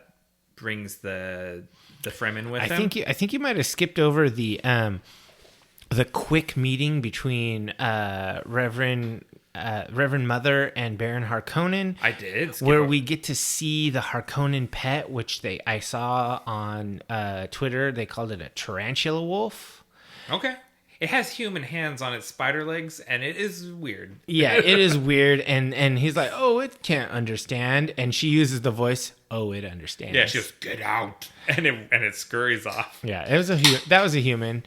And so, they have this meeting, and I was just like, oh, man, Piter de Vries, Gaius Helen Mohiam, and Baron Harkonnen. This is a great scene. Power characters. And so she gets them to agree, Harkonnen to agree to spare Jessica and Paul. And he says, we won't harm them. Of course, classic vampire language, right? Like, technically true. The desert will kill them, not us. Yeah. And that's basically what they're setting up, is the reason why they just don't cut Paul's throat. is because the Baron knows that the Emperor's truthsayer will be there and say, hey, you promised this. Yeah. What's going on? And so she that sets up for the incoming attack.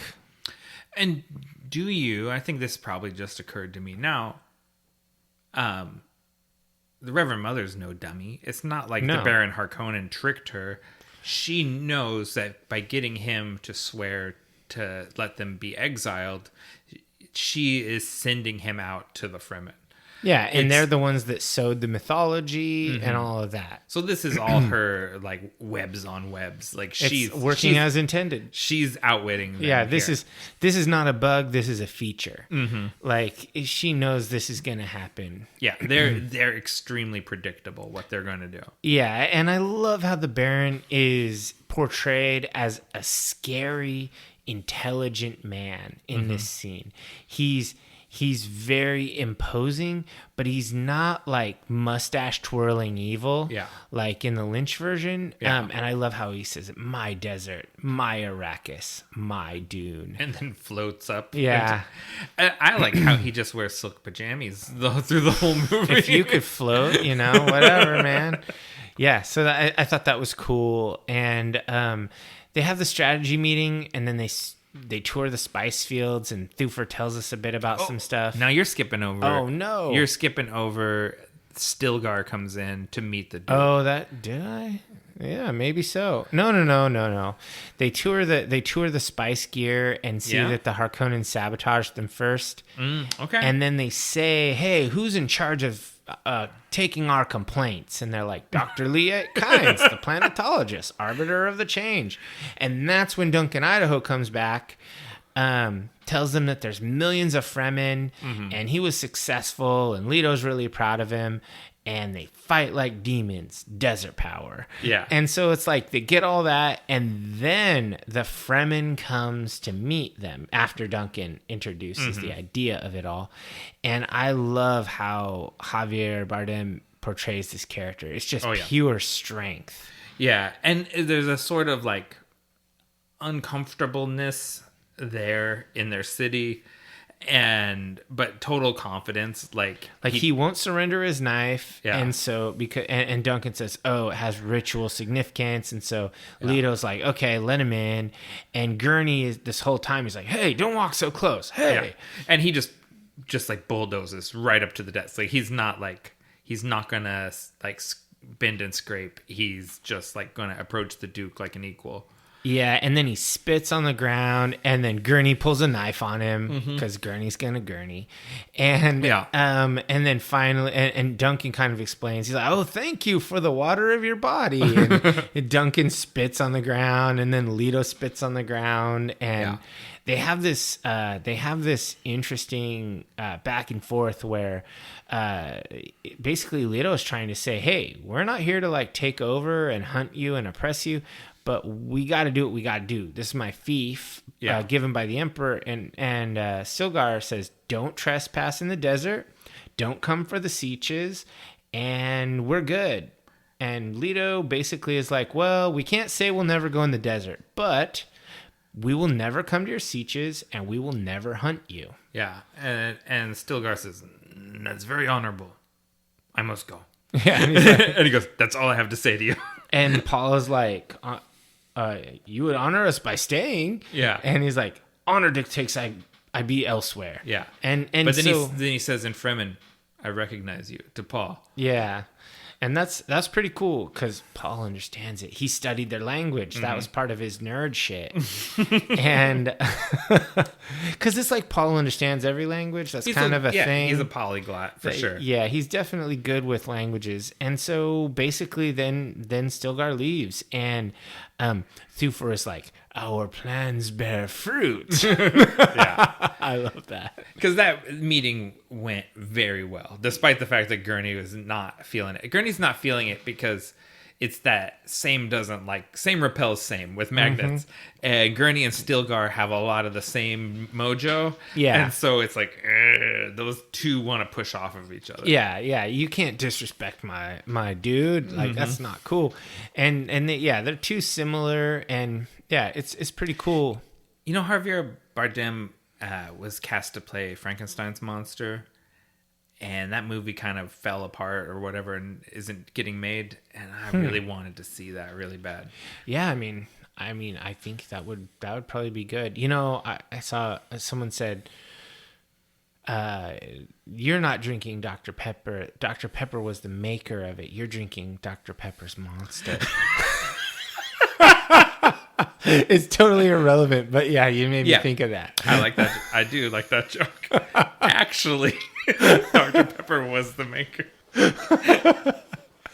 Yeah. So anyway, that was a side tangent of all side tangents. Yes, and now's when they go to tour the spice fields, though. Correct? Yeah. This is before what I was saying was they looked at the spice equipment, the drums and stuff, and found so that the Harkonnens had kind of sabotaged. Yeah, they kind of screwed him. And so Dr. Liet Kynes shows up, and it's played by Sharon Duncan Brewster, and she seemed really good in the role. I hadn't done any of my investigations about these actors and whatnot until after I saw it. So my initial impression was I liked the seriousness that she brought to the role. She was really good at being sort of stoic but somewhat defiant all at once. Like, she definitely wasn't willing to bow and scrape. And I liked her portrayal. And then when I watched some interviews with the actress, I think that she was a really good choice, and she was really, really glad to be part of this project. And it was like a dream come true. And I always appreciate that when people see something for what it is. Like, I got to be part of something amazing. Yeah, and that's really cool. I like that. So I think this was a good casting choice, and all the internet people that hated on the gender swap here, I legitimately don't think the gender of this character mattered in the least. It is one of those times when it really doesn't affect the character at all. Yeah, it's just a smart person who has a job working for the Emperor and has been here for a long time. Doesn't actually matter. It could be any ethnicity. It could be any gender. It doesn't matter. It's just not relevant. Dr. Kynes is Chani's parent, though, correct? That is, am I remembering That's that from right? the book. Yeah. Okay. I don't even know if they're going to roll with that. I think they are. Probably. Yeah.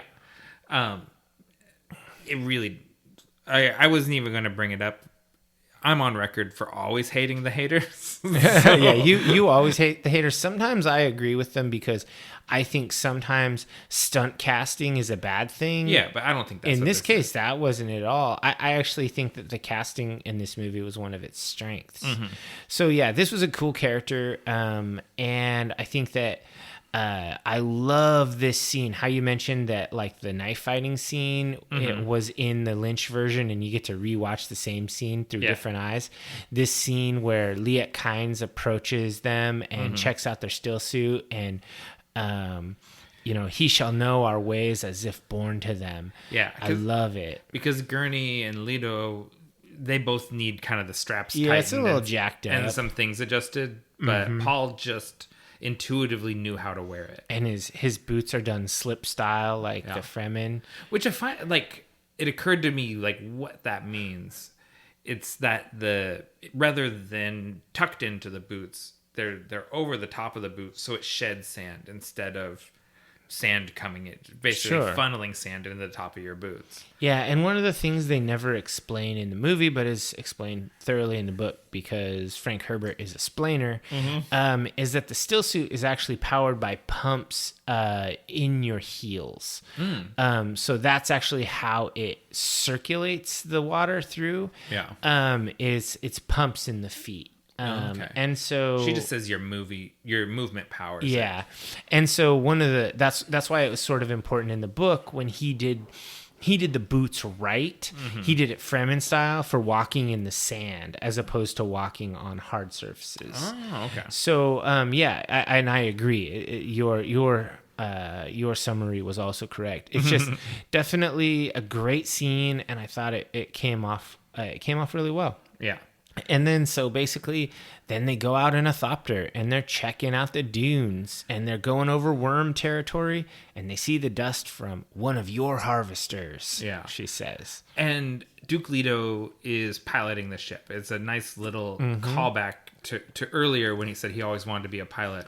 And I like how all the big dogs actually learn how to do the piloting, the fighting, and all of that. None of them are helpless. Yeah, and and also, not to mention Star Wars again, but Oscar Isaac is a pilot in Star Wars also, and I just was sort of struck at how comfortable he looks in the cockpit.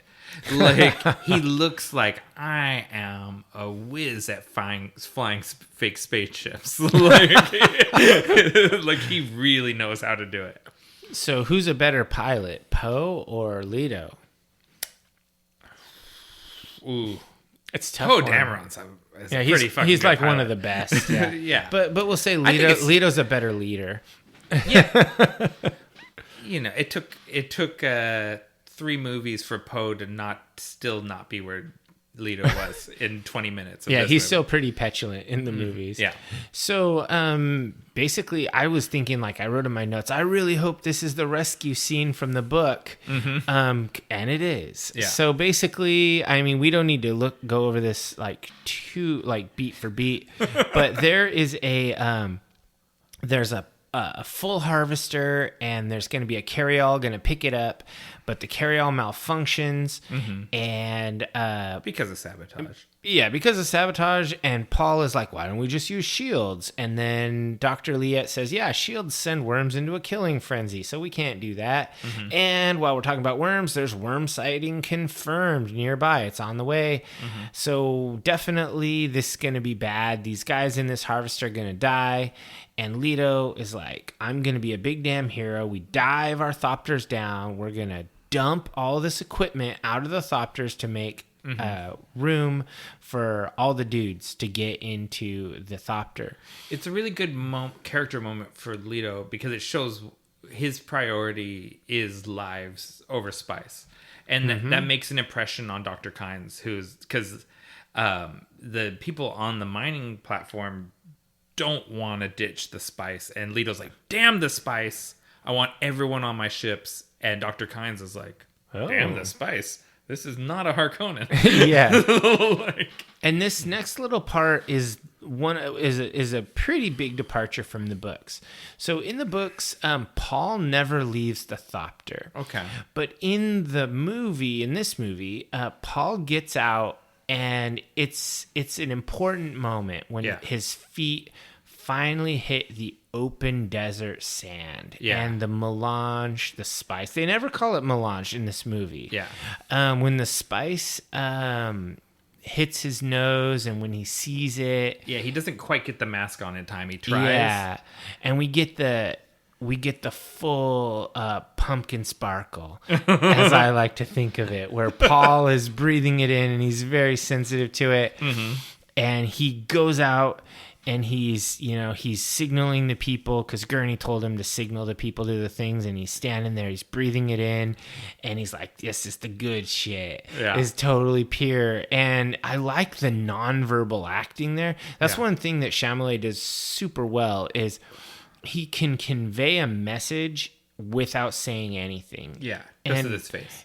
Just from such a young actor, he's just a natural. So I love that. And then basically, like, they're trying to run away, and Paul's not in the rig. Yeah, Paul.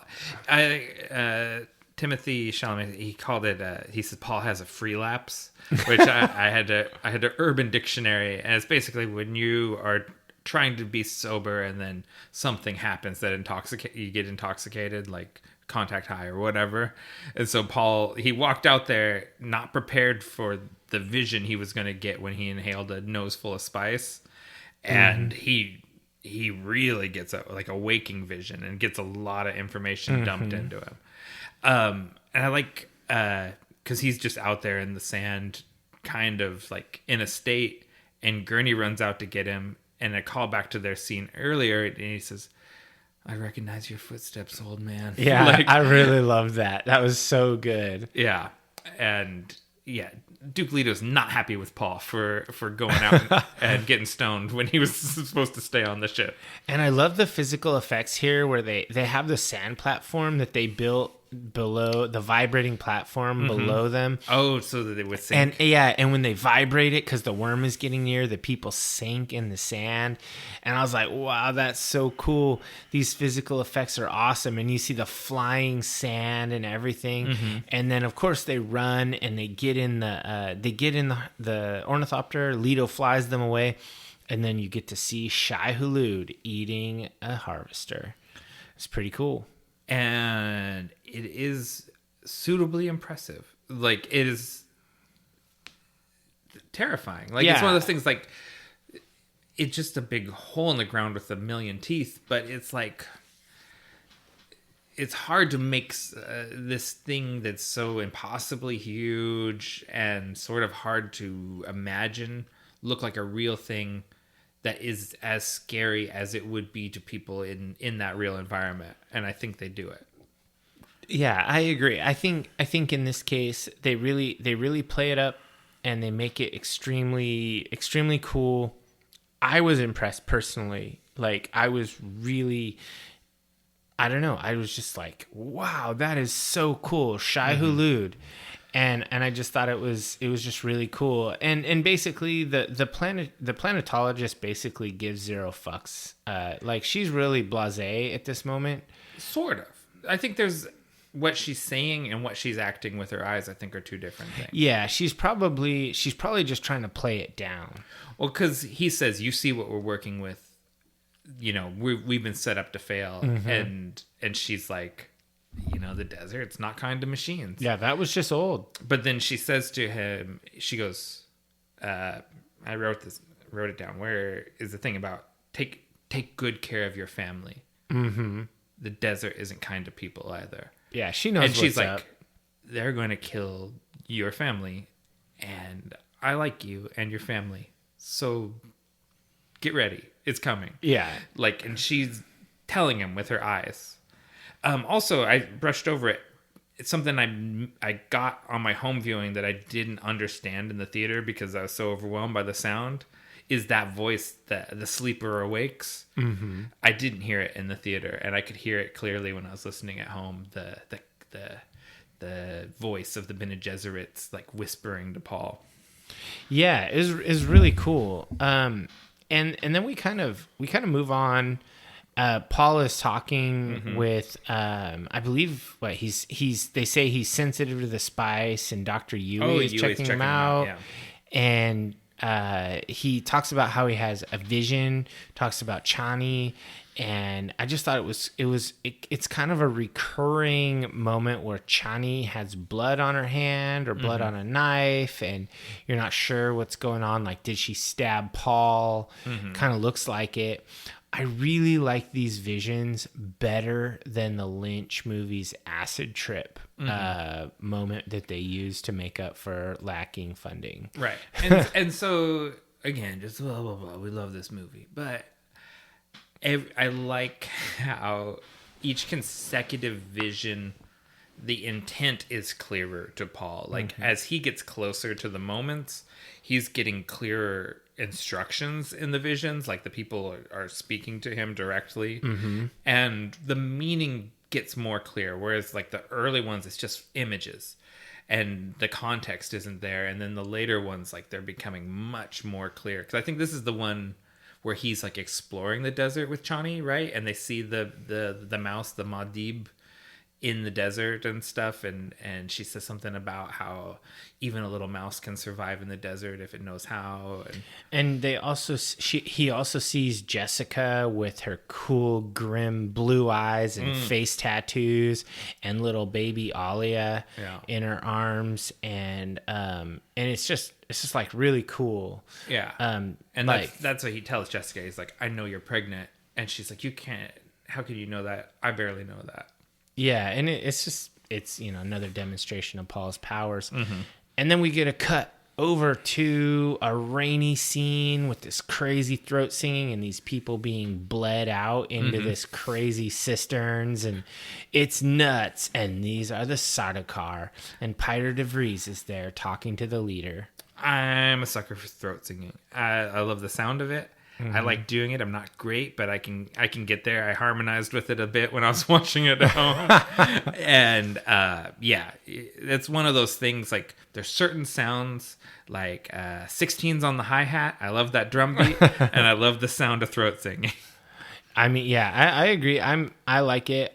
I really, but what really I thought was really cool here was this. I love how it was all rainy, and these warriors are all there. I don't know, something about the Sardaukar, I just really like them. Like, I feel like they definitely are the most badass warriors in the galaxy. It's weird because I think the stormtroopers in Star Wars are based on them, but are completely ineffectual, whereas the Sardaukar are terrifying. Yeah, like, oh yeah, we're going to use 3 battalions and take over a planet. Yeah. Okay, yeah, that's like 3,000 dudes, and you can take over a whole planet. No problemo. Yeah, and I love how later on we see them, and they're like ghosts, and they're just so deadly. So yeah, I love this scene introducing the Sardaukar, and they have this guy has his face tattoos, and Peter de Vries is like, hey, yeah, we're gonna get 3, and then he says, the Emperor decrees it, and it is so. And so this is the first real confirmation we get that the Empire wants the Harkonnens to kill the Atreides. Yep. And it is much more effective here than right at the beginning of the movie, where David Lynch decided to tell us that information. Yeah. Like, he front loads it before we even meet Paul. We've heard the Emperor's plans.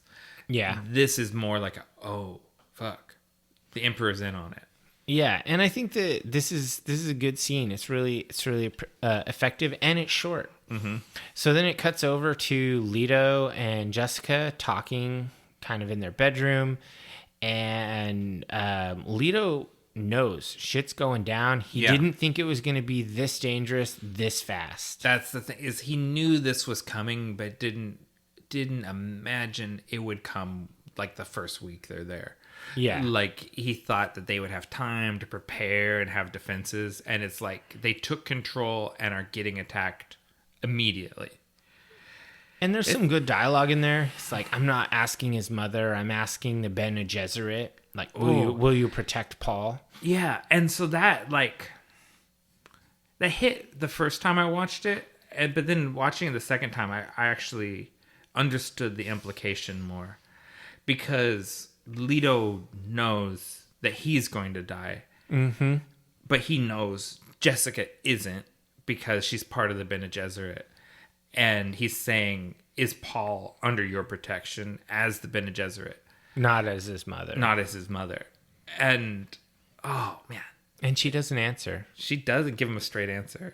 Yeah, because, Bene Gesserit, that's how they are. Oh, it hurts, man. And there's tough stuff through here. And Leto's like, I should have married you.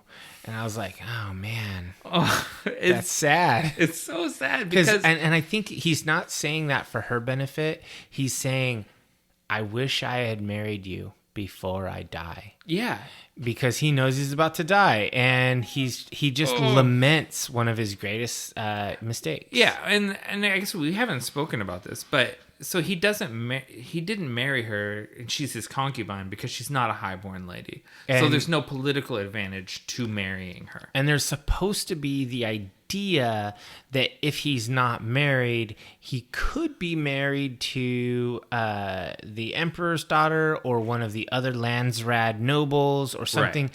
So even though he doesn't actually plan to do that, the idea that it is possible is reason for diplomacy. Right. It's a conversation starter, even though he never intends it. And so he wishes, he's like, man, I was playing politics the whole time. I should have married you. Yeah. And that's sad because he loves Jessica. It's tough. Yeah. It was, your buddy Sam, who doesn't think there's anything in this movie but set pieces, and there's no character work. We're watching the same movie. Yeah, I don't know. Because it's like, this is all character work. Yeah, I think that the character acting is really good, and there's a lot of nuance that it takes. So it's easy to miss some of the nuance when you are just enamored with the huge sets and the strong sounds and the costuming, but the actual acting is just so strong. These people are really into these characters. Yeah, something that could easily be missed going through these scenes is that Dr. Yue is giving sleeping pills to everyone. Yes. Which could just slip right by you.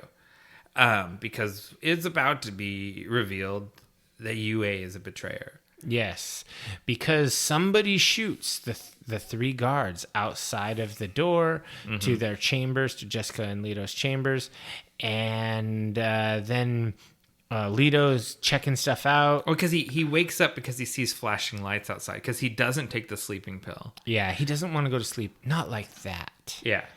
And so he sees the flashing light outside, looks outside, and sees that someone is signaling.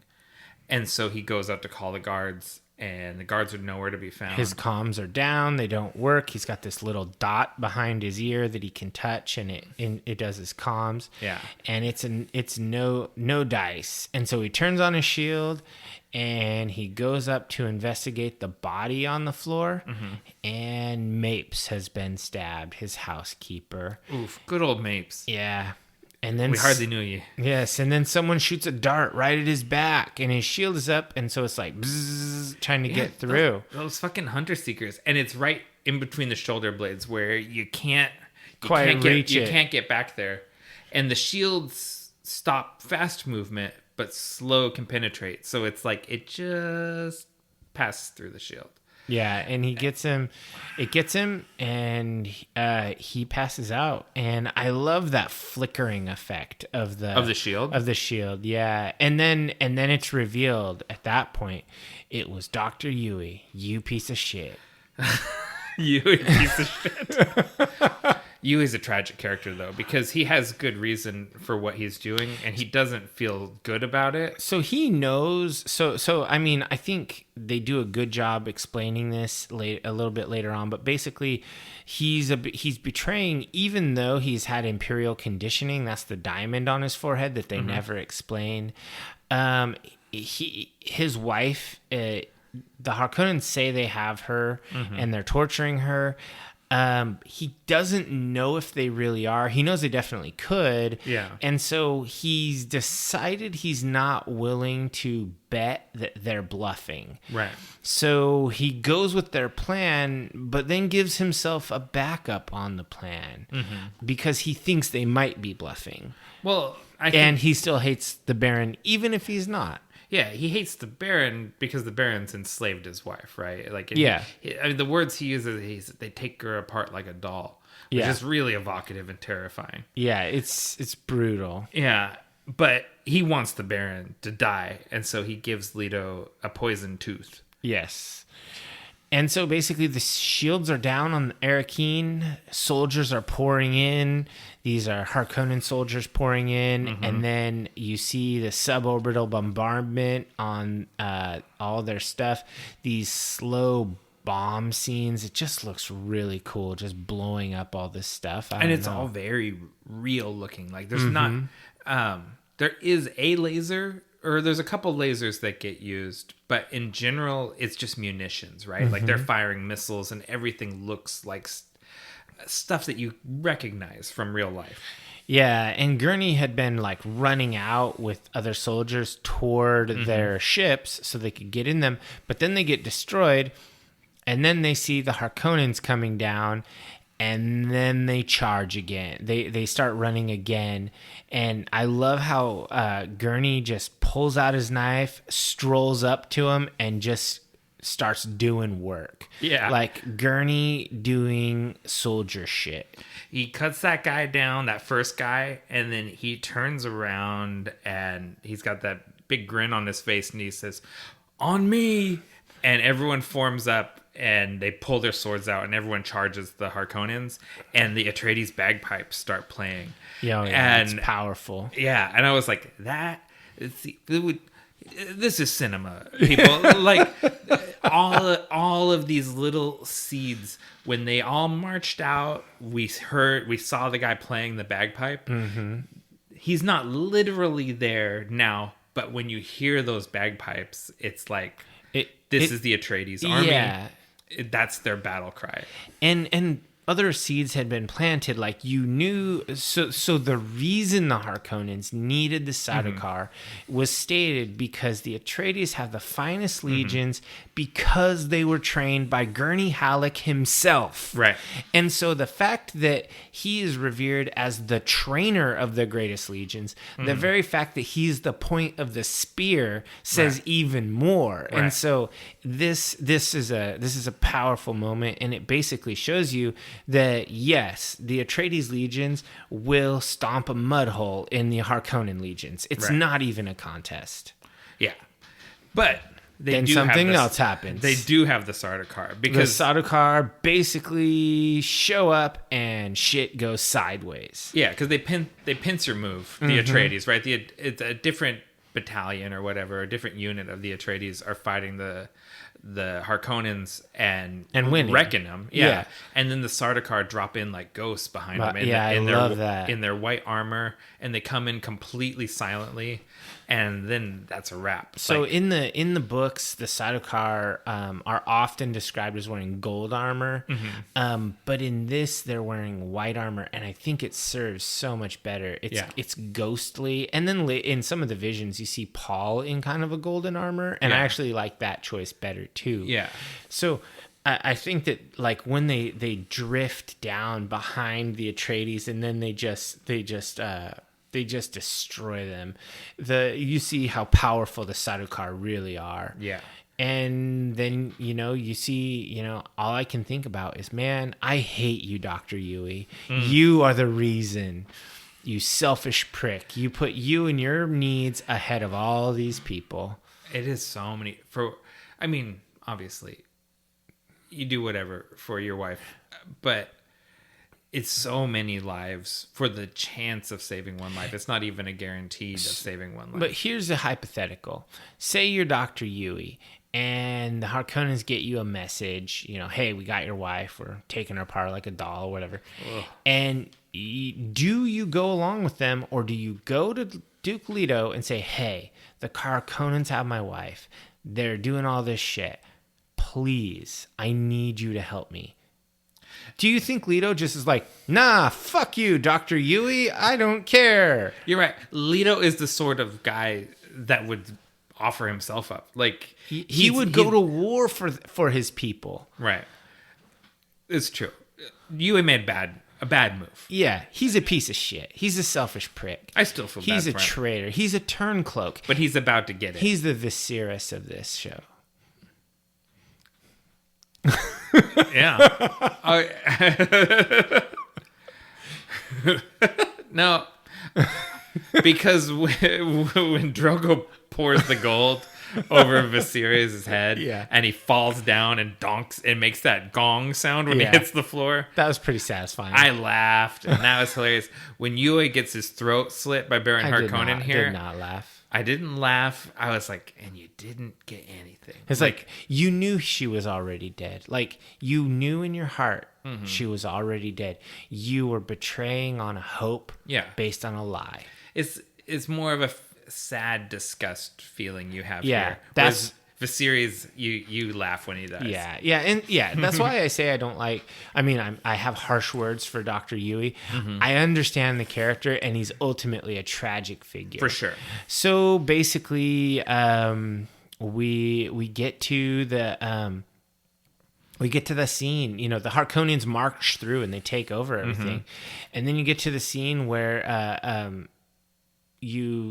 what. Are you? No, I think I'm jumping ahead. You're jumping over Duncan, Idaho. Yeah, that's true. Yeah, because this is my favorite Duncan, Idaho. Is because he wakes up and just goes through and it's killing Sardaukar kind of left and right and showing what the type of warrior he is. And then he goes out and there's like 8 Harkonnens kind of guarding this ornithopter, and he cuts 4 of them into pieces. Yeah, just with ease. Yeah, and then points his sword at the other 4, and he says something like "Stand down, you dogs," or something like that, and they just walk away. They're just like, nope. They're nope. like, "Go ahead and take the ornithopter," and then he gets in the ornithopter and starts blowing up Harkonnen ships. Like he doesn't waste. He doesn't just escape. Yeah, he destroys as much. Blood and treasure as he can as he escapes. Yeah, I think where I was going with that was I think that's where they actually cut over to Dr. Yui, like a moment of him, saying to Leto, like the tooth, the Baron, like, so it's kind of gives you a moment with him. Right. But yeah, the Duncan, Idaho scene, I just love that. It's got so much like bravado to it, and it's just.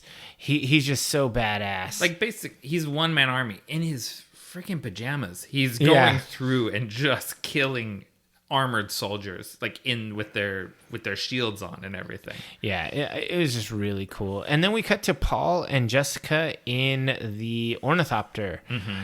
And yeah, it's pretty smart having a deaf person to take out a Bene Gesserit. That was some good planning right there. They're thinking. The voice is no good on a deaf guy. And Jessica notices Yue's diamond symbol scratched into the seat that Paul is strapped into, and there's a bag of stuff there. Yeah, and so I guess Yue had planted stuff, and he was understanding that Jessica's not going to die here. This is definitely going to be fine. And I mean, I think that this situation where they're flying out there and these gnarly Harkonnen guys, I think these actors of these thugs, man, they really make Harkonnen seem like heinous, horrible people. That the big guy, the one that's threatening to rape Jessica, he's definitely been the thug guy in a lot of movies. Like I think he's in a Fast and Furious movie. They use him a lot, and he always plays this same guy. Just like the worst dude, the worst, biggest dude. Yeah, and I just think that was really cool, and I like how her and Paul gets beat up, uses the voice badly, gets beat up a little more, and then finally he does it right, and then Jessica gets free, and then it's over. It's over for them. She's completely. Like, kill him. Yeah. And he does it. And she's basically afterwards, she's like, you got to be more casual about it. Yeah, she said you were forcing it. Yeah. I really like that. And when they kind of look back at the city at Arakeen, it's just in flames. It's destroyed. It's tough. They know, like, everything's over. Like, their way of life is over. Like, everything that they had before is gone. And it hurts. It hurts when they watch that burning city. Yeah, and it kind of shows them, and they've got the Frem kit and whatnot. They'll be fine. And then we go to that Leto scene, and Leto is naked on the suspensor chair at the opposite end of the table as the Baron, who's eating. No big deal. Compliments to your cooks, cousin. Yeah, that's what he says. You have a wonderful kitchen, cousin.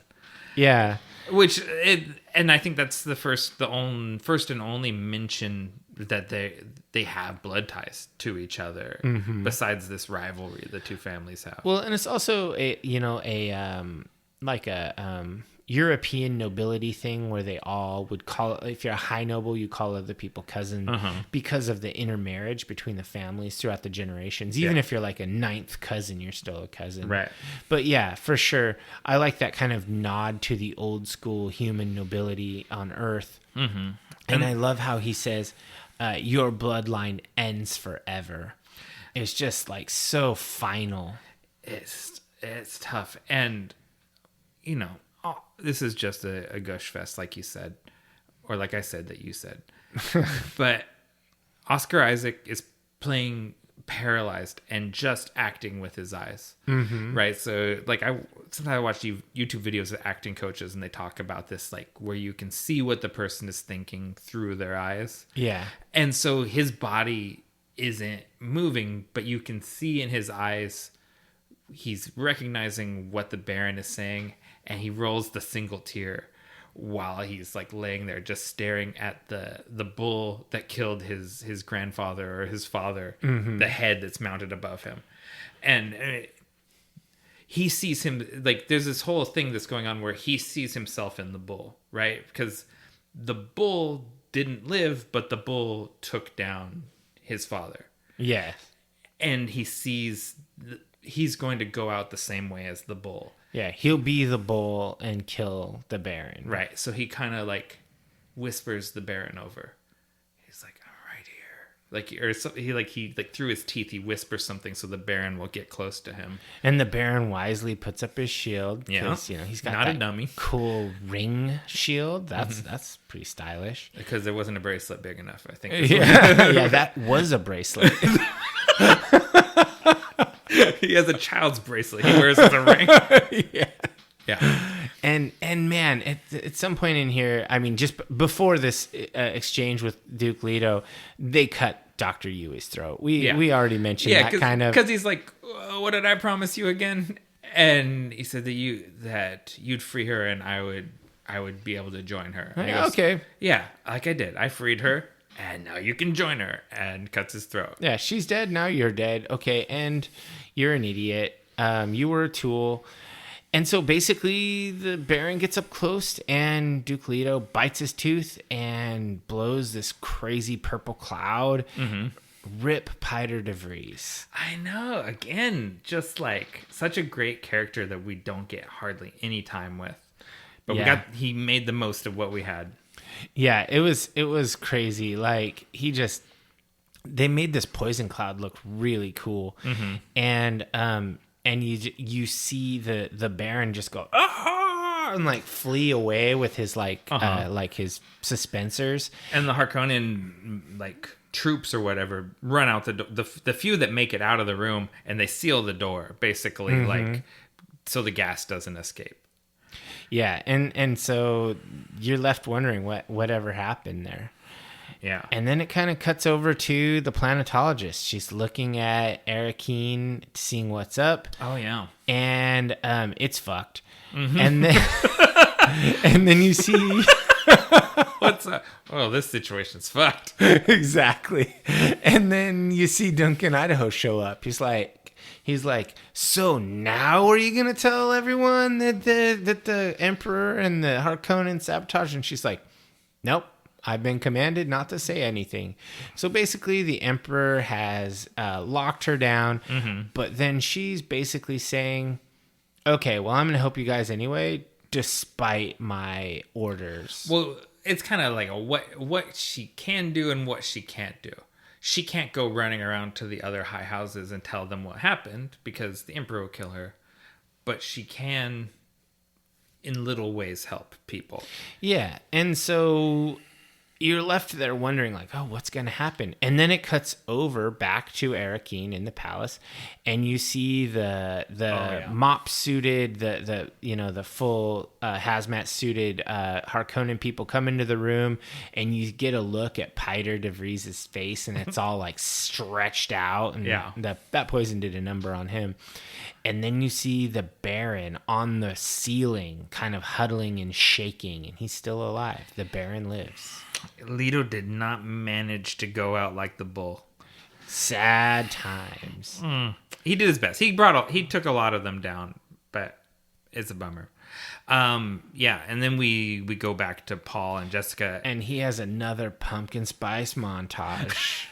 He does, and this is the one that you mentioned earlier, where he's in the gold armor, and he does some super desert parkour kung fu murder action. It's insane. We get a really epic vision of the Fremen, this sort of like Atreides Fremen combo army coming out of the sand and killing Harkonnens, and Paul leading them.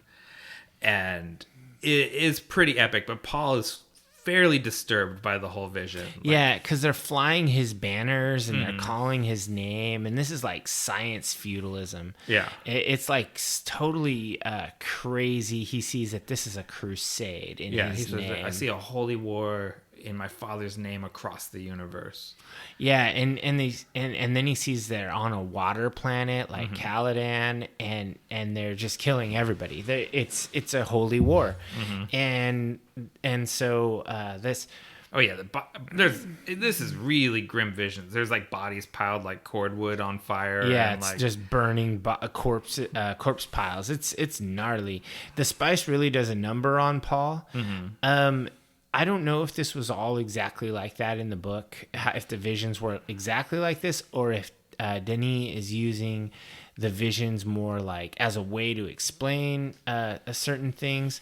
But it's a lot of this language is straight from the book. I mean, probably wisely, they choose not to use the word jihad, which is used a lot in the book. They say holy war, which gets the point across with marginally fewer connotations. Sure, because in the books by Frank Herbert, all of them I've read them all. They talk about the faith that is so popular across the universe is the Zen Sunni monks. Like they're it's a combination of Zen and Sunni Islam. But I guess at the time in the 60s when he was writing these books, it was no big deal to talk about these esoteric Eastern religions. And then in the modern day, when there have been, jihadis and all this stuff in real life, maybe want to tone that down. Yeah, well, and it's like he used it to kind of this combination of religion. Like Gurney's always reading the Orange Catholic Bible, which is also part of that same religion. Like it's this confluence of kind of all human religion into one text. So the connotations are different. Yeah, so it's pretty crazy. And then he's having this high while he's in the still tent, and it kind of is freaking Jessica out. And then he kind of gets pissed off at her, like, the Bene Gesserit made me a freak. Yeah, he uses the voice on her. Yeah, and this is all tough. Jessica's crying and Paul's crying. It's a hard scene. Yeah, I don't think the word freak was a very good choice of words there. It didn't really portray. It's not strong enough. Maybe it was that's what it was said in the book, but I think in the modern day, I think stronger language would have been better. Yeah. Like the Bene Gesserit made me a monster, or they made me an abomination, or I don't know. Yeah. But it seems like freak wasn't the right word there. Yeah, I get what you're saying. The idea gets across, right? That he resents the burden that's been put on him, essentially. Like, on some level, it would have been better to just die than to have to carry the terrible purpose or whatever. Yes. Or easier in the least. So then their tracking beacon starts beeping, and they're like, okay, we got to get out of this tent. And then you see the mouse, the Muad'Dib. The Muad'Dib. This is a physical effect. This is a puppet. Is it really? Yes. I love the Muad'Dib and the sweat in his ears and how he collects the sweat and drinks it. The Muad'Dib obviously like mirrors the still suits and how the still suits work. And again, just good storytelling. Yeah, and I love that they used a physical effect here. I love that this was not a CG mouse. This was a puppet mouse. Do you remember in the Lynch movie, do we ever see the mouse? I can't remember. I don't think so. And so this is like Paul saw the mouse earlier when he was looking at the hollow books. Then he used the same technique that the mouse used in hiding in the bush to hide from the hunter seeker. And then now he's coming out of the sand the same way the Muad'Dib does. All of these things are building towards why he chooses that name for himself later, which we don't even get to in this movie. Yeah. But I remember in the David Lynch movie, he says, like, he's like, what's the name for the little mouse that lives in the desert? And they're like, Muad'Dib. He's like, then I'll be Muad'Dib. And it just seems like it comes from nowhere. Yeah, it's just random. Yeah, but here we've really They've built it up. They've built it up very painstakingly. Yeah. And I think it's really cool So basically, they're like, "Oh, there's a thopter. That's got to be Duncan."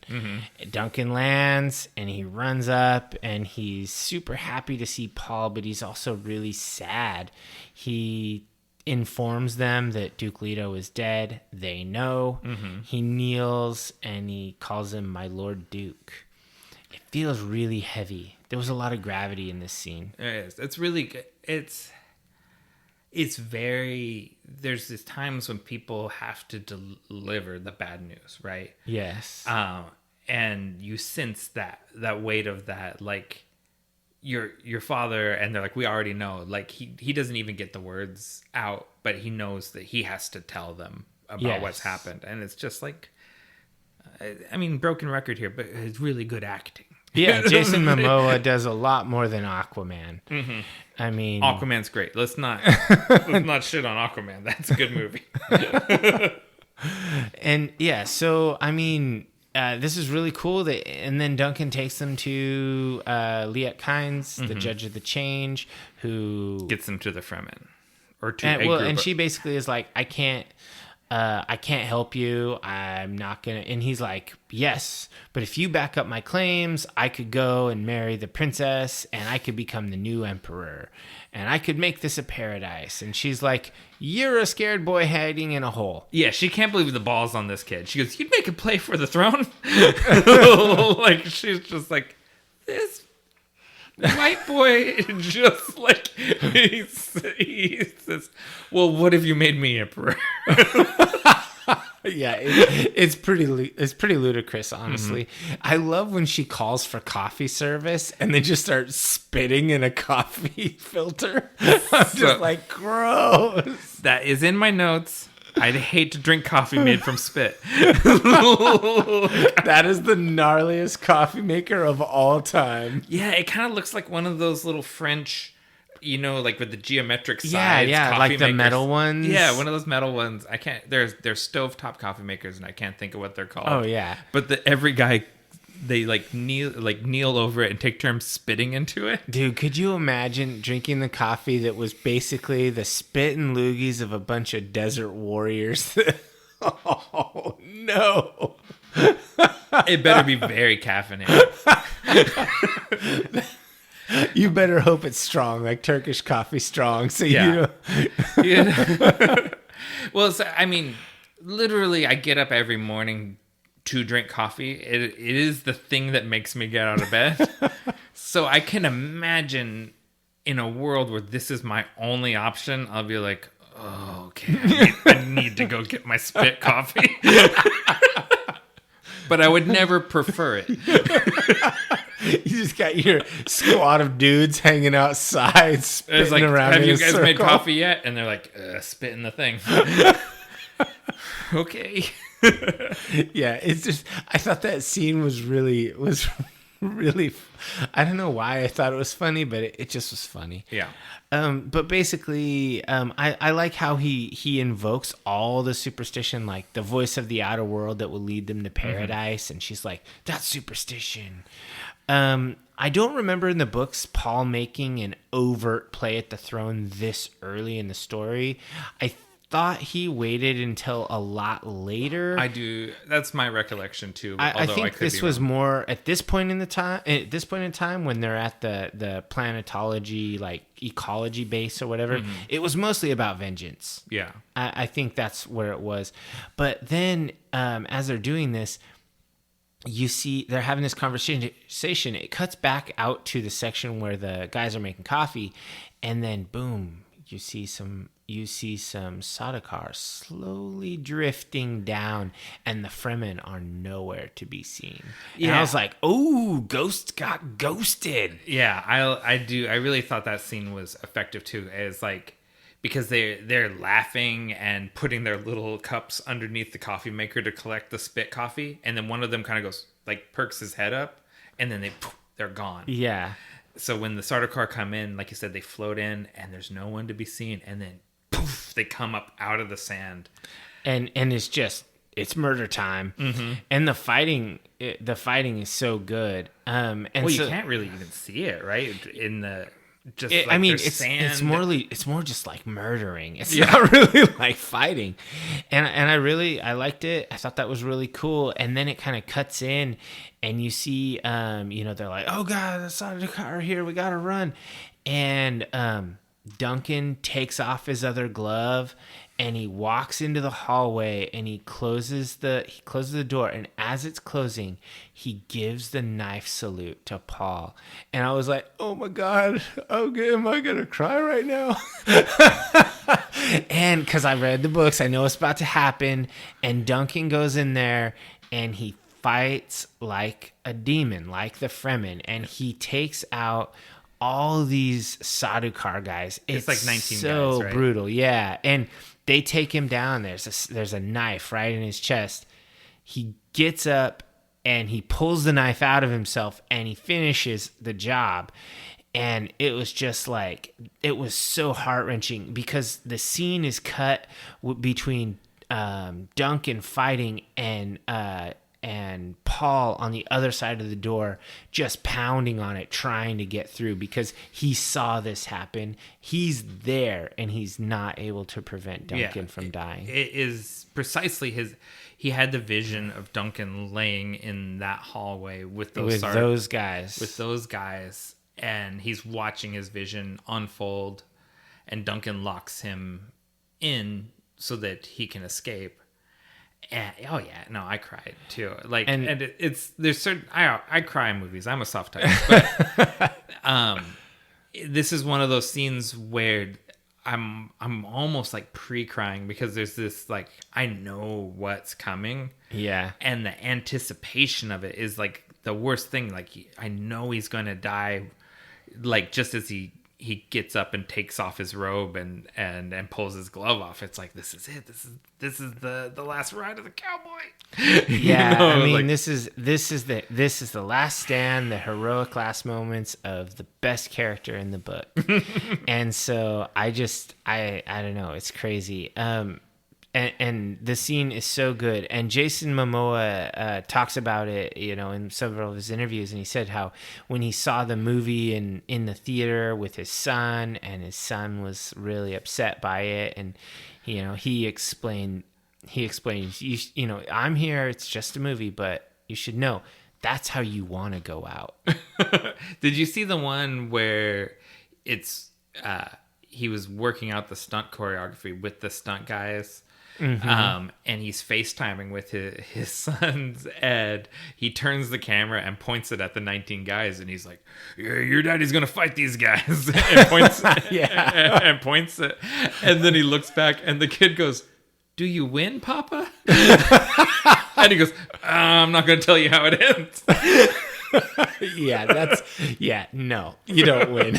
Well, maybe you do. Yeah. It's a mutual loss at that point. Yeah. He does get the moment where he's stabbed through the back, falls down, gets up like Jason in a horror movie, pulls the sword out of his own back, and kills 4 more guys.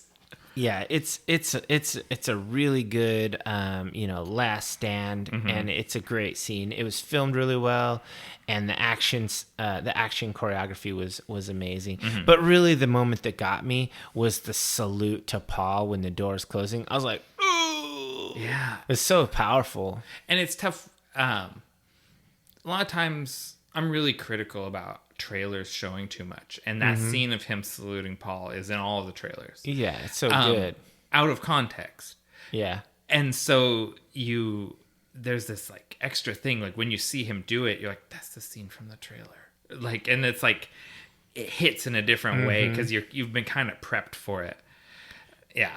Anyways. Yeah, and I mean, there's a reason in the books. Duncan Idaho is referred to as the Sword Master of House Atreides. Mm-hmm. That's his official title. And so, yeah, it makes sense. And so then it kind of, they're escaping, and Dr. Liet kind of says, "Hey, you go this way, and I'll go that way." Mm-hmm. And they're like, "Are you gonna be okay?" She goes, "I'm Fremen. The desert's my home." Yeah. And they split up. Paul and Jessica get in the Thopter, and they take off. And it turns out he's a pretty good pilot. Mm-hmm. But of course, they have to have that moment in the beginning where it won't start. Like mm-hmm. in every movie where you're being chased and the car won't start. Yeah, so we've shifted into a lot of the tropes of horror cinema now. Yeah. The thing where Jason Momoa stands up after he appears to have already been killed. Like I said, that's like Jason. Like, he's behaving like a horror movie monster. We need to get the car to start, and the car won't start until they're right here at the door. That's horror movie. Like, it's turned into a horror movie for this last part. Yeah, it's a chase, and it's really dark. And so they do take off. I love the dragonfly thopters. This is the small variant. And then Dr. Kynes puts down a thumper, and she pulls out her hooks. You see, she has worm riding hooks. And I'm like, fuck yeah, Shai Hulud. And then Sardaukar knife through the chest. You're like, oh, fuck no. Yeah. And I was like, she was about to take a desert Uber, and she got wrecked. and to subvert the horror trope, right? You get a spurt of water instead of blood, because water's more precious than blood and it's her still suit, and she's calling Shai Hulud, and there's a lot of reasons why, and I love she falls down and she's continuing to thump on the ground with her fist. Yeah, so Shai Hulud will come and swallow them all. Yeah, she said, or they say, you betrayed the emperor, and she says, I only serve one master, Shai Hulud, and starts thumping. Yeah, and the worm swallows them all up. And that's a departure from the book, and it's, I don't know, I dare say it's a better end to Dr. Liet Kynes, who... Oh, good. So what happened to Dr. Kynes in the book? Because I couldn't remember. Dr. Kynes dies of exposure in the desert after having his still suit taken and being essentially exiled. This is better. This is better. This it's is heroic. Better. And that's also why I didn't see it coming.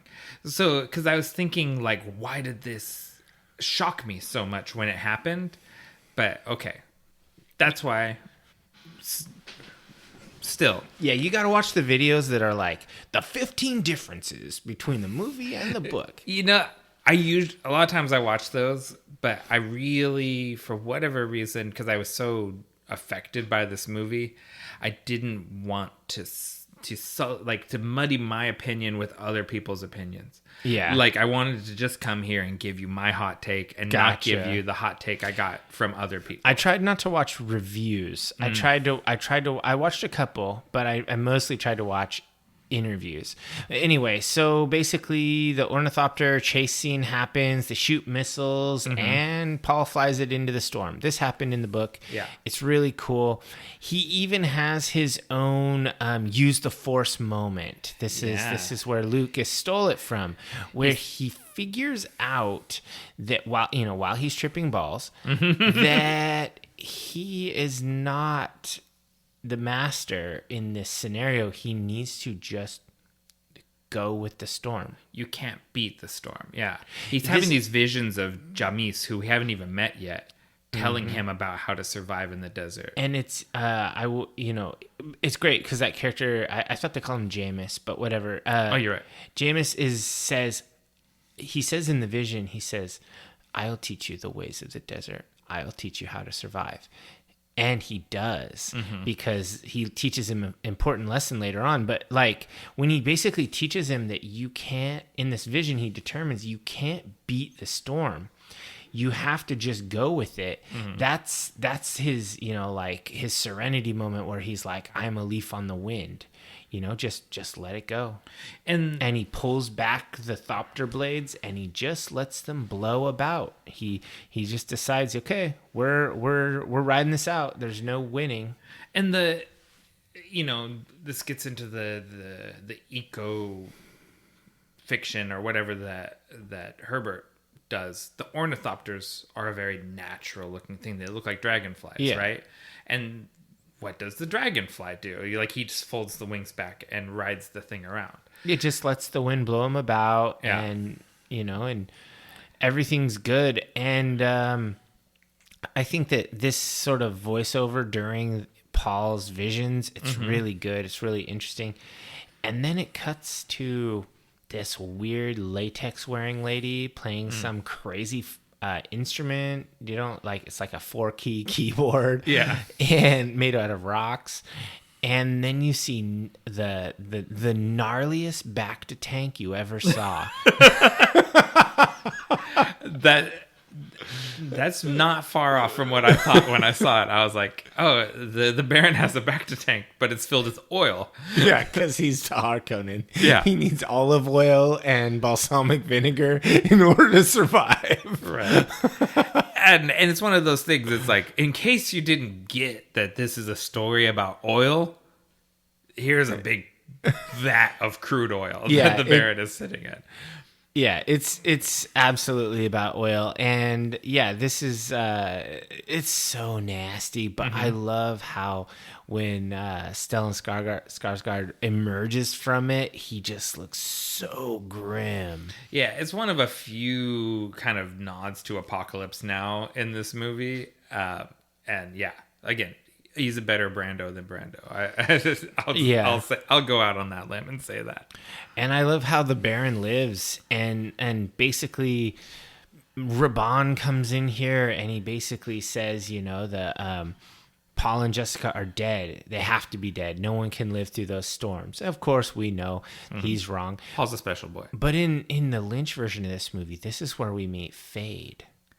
Where's Fade? Oh, we're saving him. Man. Are we gonna? You want to speculate now on the casting of Fade? Because I'm eternally gonna say it should be Sting. It's hard to beat Sting. I'll take Andy Skarsgård. The youngest one. The youngest one of the one that's closest in age to Chalamet is my pick. I think that's Bill. I think it's Bill, but if there's a younger Skarsgård, I'll accept it. Yeah, I think there's one that's like 19. Okay, that would work too. Yeah. Give me a young Skarsgård. They're not the vampire Tarzan one, but any of the little ones. What about, or not Floki either. No. Yeah. I'd take Floki somewhere in there though. Let's get all the Skarsgårds in part 2. Yeah, that's what Harkonnens look like. They look like Skarsgårds.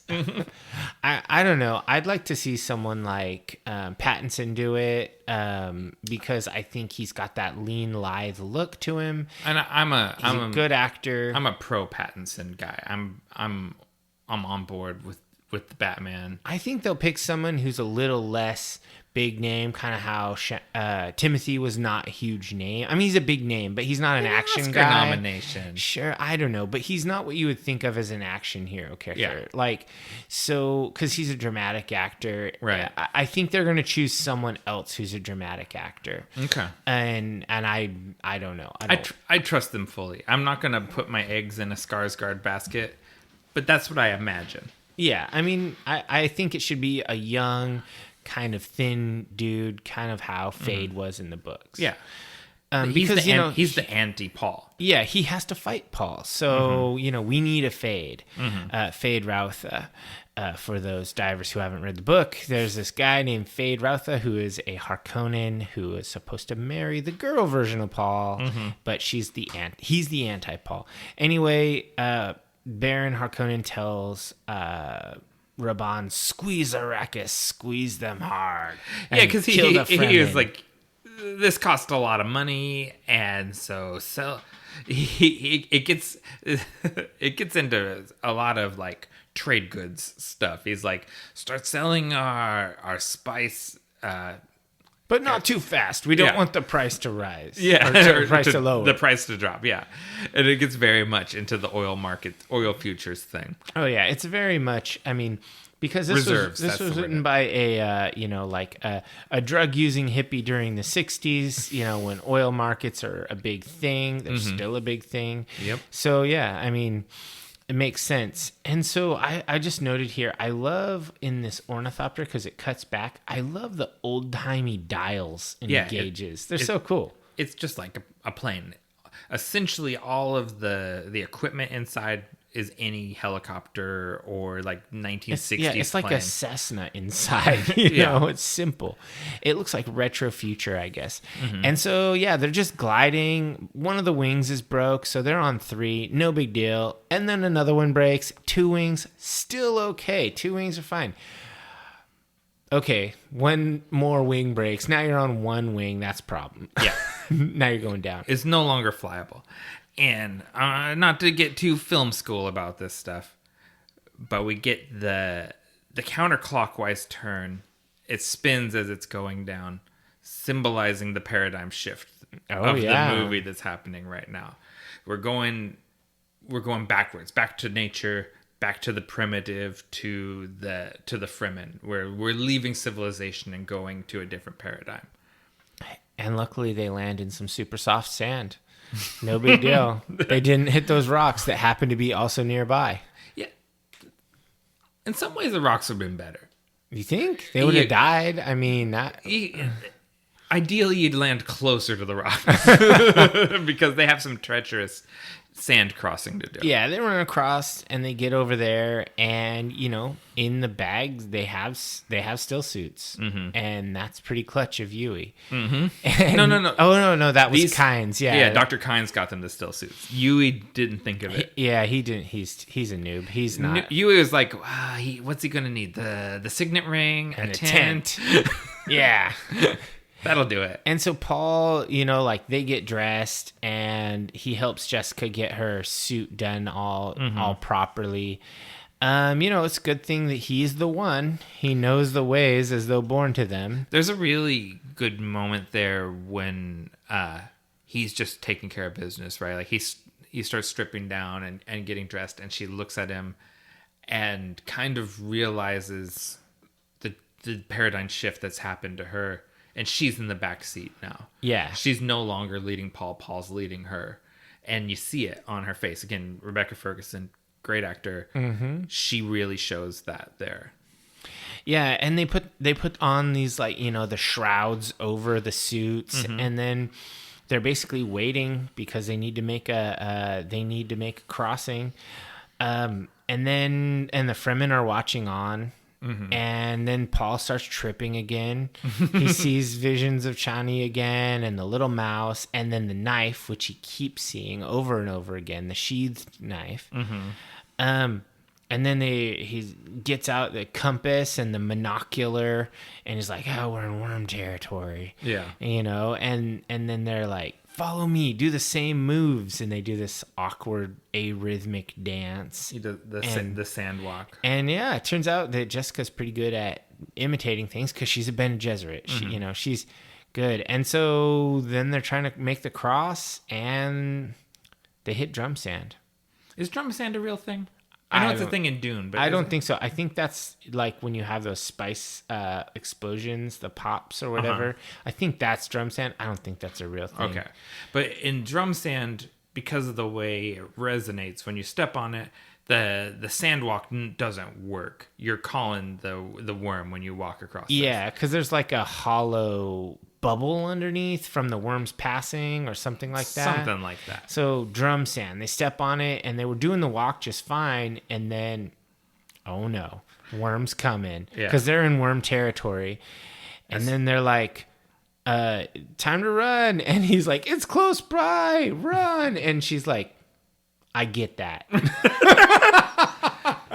And we're still, like I said earlier, we're still in horror movie mode. Like, this has become still a horror movie. Yeah, and they're running, and the thing comes up, and it's, like, so scary right in front of them. And I don't know if this, it stopped, it didn't continue pursuing them, like if they were trying to be symbolic that it knows Paul is the one or whatever. But then you hear a thumper, and Paul states the obvious. It's a thumper. That's the exact same thing that Kyle Max says. It is. And so the worm goes away, and they made it to the rocks, and then Paul signs, "We aren't alone." Yeah, still horror movie. The thing that I really liked in this scene, and it's starting to shift right here as they go on into the rocks, is how dark it is. It's really dark. It is just the natural moonlight.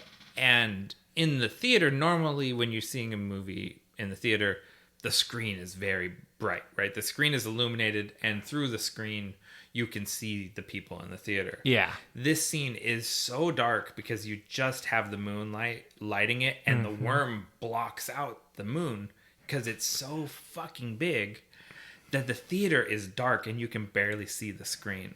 Yeah, I really liked that. In my first watching, I was like, man, I can't see shit. And then the second time, I was like, oh, this is rad. Yeah. It's making me squint like you would at night. Yeah, exactly. And it's like, oh, that's just like, that's next level. That's that little bit that another filmmaker wouldn't think to do that they do here. Yeah, it's so good. And then the Fremen approach, and Stilgar says, "Do not run. You will only waste your body's water." I love that. That was pretty dark. Basically, you're done, dude. It's over. And there's really good casual body language. Stilgar's like chilled out. Yeah, he's not worried about any of this. Well, and in a world where no one wants to waste water, waste their energy, waste anything, people are very relaxed. If they're not active, they're conserving, and no one is threatened by these two outworlders. Yeah. The Fremen are arguing, kind of like, is he the one? He doesn't look like the one. Yeah, he looks like a boy. He's too young. Yeah. And I think that they're basically like, like, I love it when Stilgar kind of goes for Jessica, and she's like, okay, yeah, no. And she just wrecks Stilgar. Yeah. It's so fast. Well, because he was impressed with Paul when he met him earlier, and Paul kind of beseeches him, like, you know me, you know what I'm about. We can be an asset. And Stilgar's like, the boy is young, he can learn our ways, but the woman, too old, not trained. I'll go dispatch her. Yeah. Yeah. We'll get the water from their bodies. No worries. Yeah. And like you said, she wrecks him. And Paul like goes into action too. He pulls the gun off Jamis and runs up and gets the high ground like Obi-Wan and sets himself up to shoot Stilgar.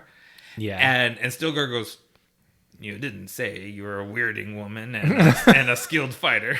Peace, woman. Peace." Yeah, I love that. It's like, oh shit, you beat me. I guess we're good. Yeah, it's like, I was too hasty. And they're like, we need to reach the siege before light. And Chani's behind Paul, and she's like, they say you're the Madib. You look like a little boy.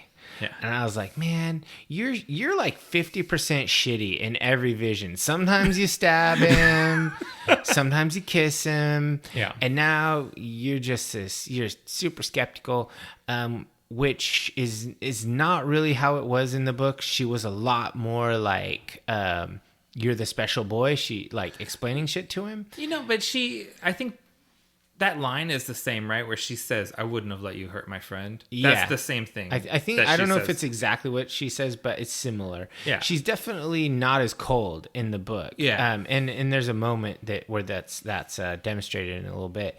But basically then Jamis is like, I will not have them. Yeah. And then he says that the leader is the strongest and she beat you. So, yeah, you can't be the leader. So I'm challenging her because she's the leader now. So I'm fighting her. And Stilgar's like, yeah, you can't fight. You can't fight a weirding woman, or you can't fight a whatever word it was. Like, you can't fight like a Bene Gesserit, essentially. Well, yeah, he says we can't. And he says that she has my countenance or something. And she's so like, Jamie, well, then pick her champion. Yeah, like, who will stand for her? And then Paul, of course, that sort of, I'll stand. And, we know that Duncan and Gurney saw to Paul's training. He's not a joke. All they see is a skinny little white kid, and they're like, yeah, we'll fuck this guy up. But he's like, okay, I guess I got to fight you, dude. Well, and Chani goes and she gives him the crysknife from the vision. And in this scene in the book, she actually kind of coaches him, and she's a lot nicer to him. She's pretty chill. She's not saying like, it will be an honor for you to die holding my knife. Don't worry, Jamis is a good fighter. He won't make you suffer.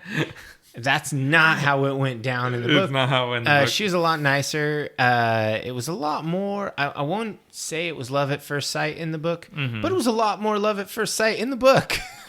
I think I like this better. I don't know. I like a classic romance. Oh. There's something about those movies where there's just like kind of an instant chemistry between characters. I kind of like that. And this isn't bad. I definitely don't see, like, I feel like Timothy has this great chemistry with most characters on the screen. I just don't see it with him and her. Oh, really? It really felt a little bit distant.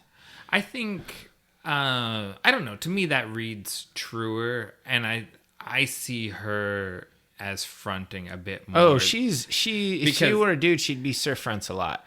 Yeah, she because never stops fronting. Because I think it is, again, we talk about like face acting and eye acting. I think she acts more love at first sight than she speaks. I think her words don't match what she's conveying through her eyes to him. Yeah, I think she definitely is way more into him than she says. She's intrigued. Yeah, she's like, okay, you're special. You're a boy I'm not related to. And then she's like, yeah, you'll die. You know? Yeah. And then they have a duel. I love this duel. And, you know, there's been some criticism in the online reviews. They thought this was kind of anticlimactic.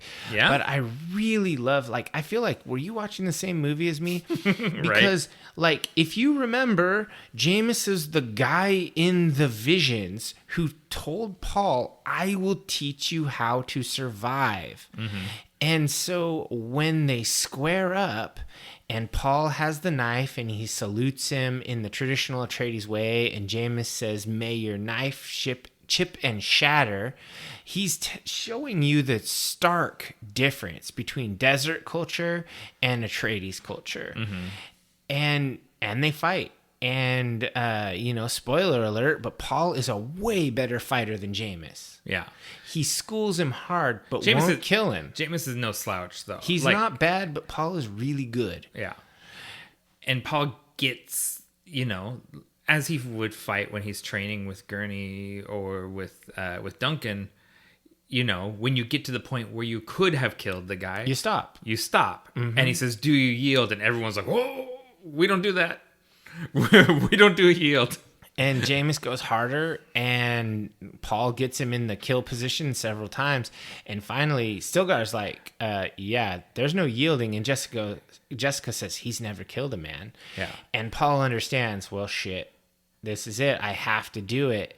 And he gets him in a spot, and Jameis comes at him hard. He slips the thrust and stabs him right in the kidney, takes him out. And then he basically kneels down and watches Jameis die and holds his hand as he dies. And it's really it's pretty touching. It's a really good death scene.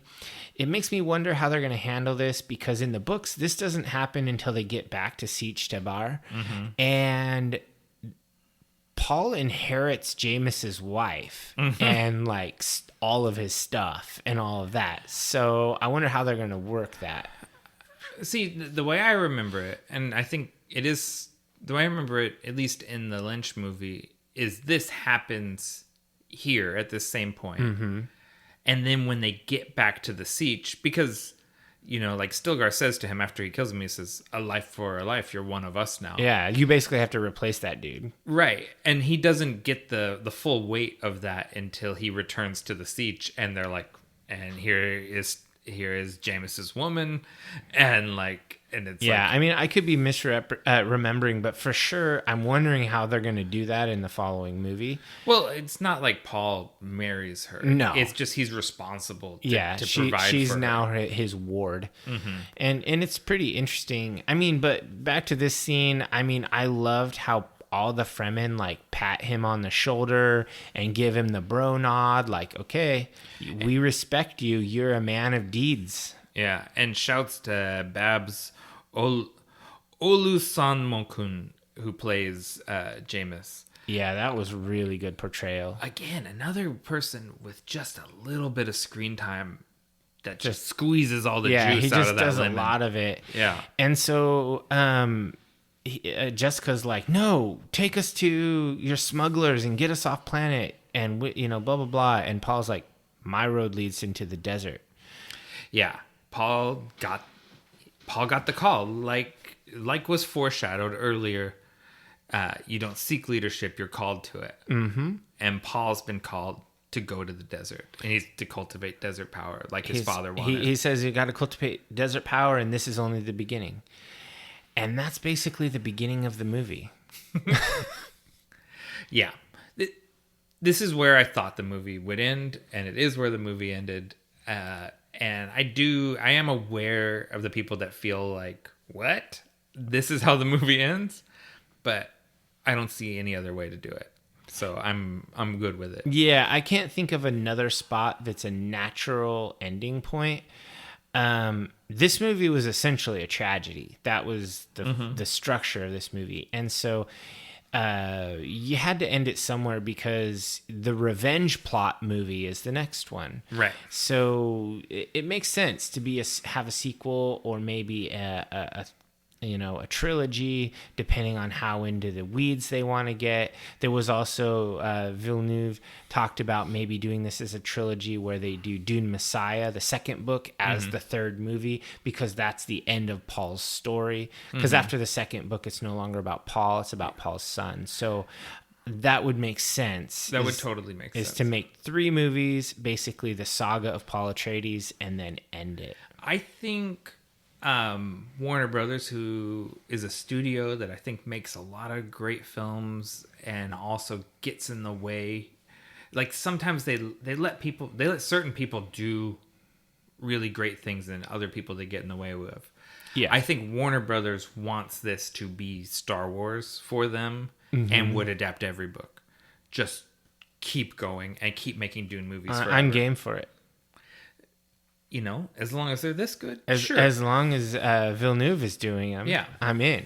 I don't want to see, Dune: The Rise of Skywalker. Yeah, that was terrible. Yeah, I don't want to go there. So, I would rather have an Amazeballs trilogy or even just 2 movies than a couple of really good ones and then a bunch of really bad ones. I don't want to tread on the legacy. I hate that. But sometimes sequels are good. Yeah. Oh, no. I wouldn't say... I hope they make a million good movies. Yes. Yeah. Yeah. We don't need any Fantastic Beasts. I just want to say that. Nothing but... Yeah. I mean, that would be the worst, where it's like... you watch those movies and you go, I mean, this is that world. I like wizards. And I guess that little... Sniffler or whatever he's called is cute. Exactly. Yeah, I don't ever want that. And it's like, oh, but that's the mouse. I liked the mouse. Yeah. So I think we're on the same page. Yeah. So let's go ahead and wrap this, and then we'll take a break and end this.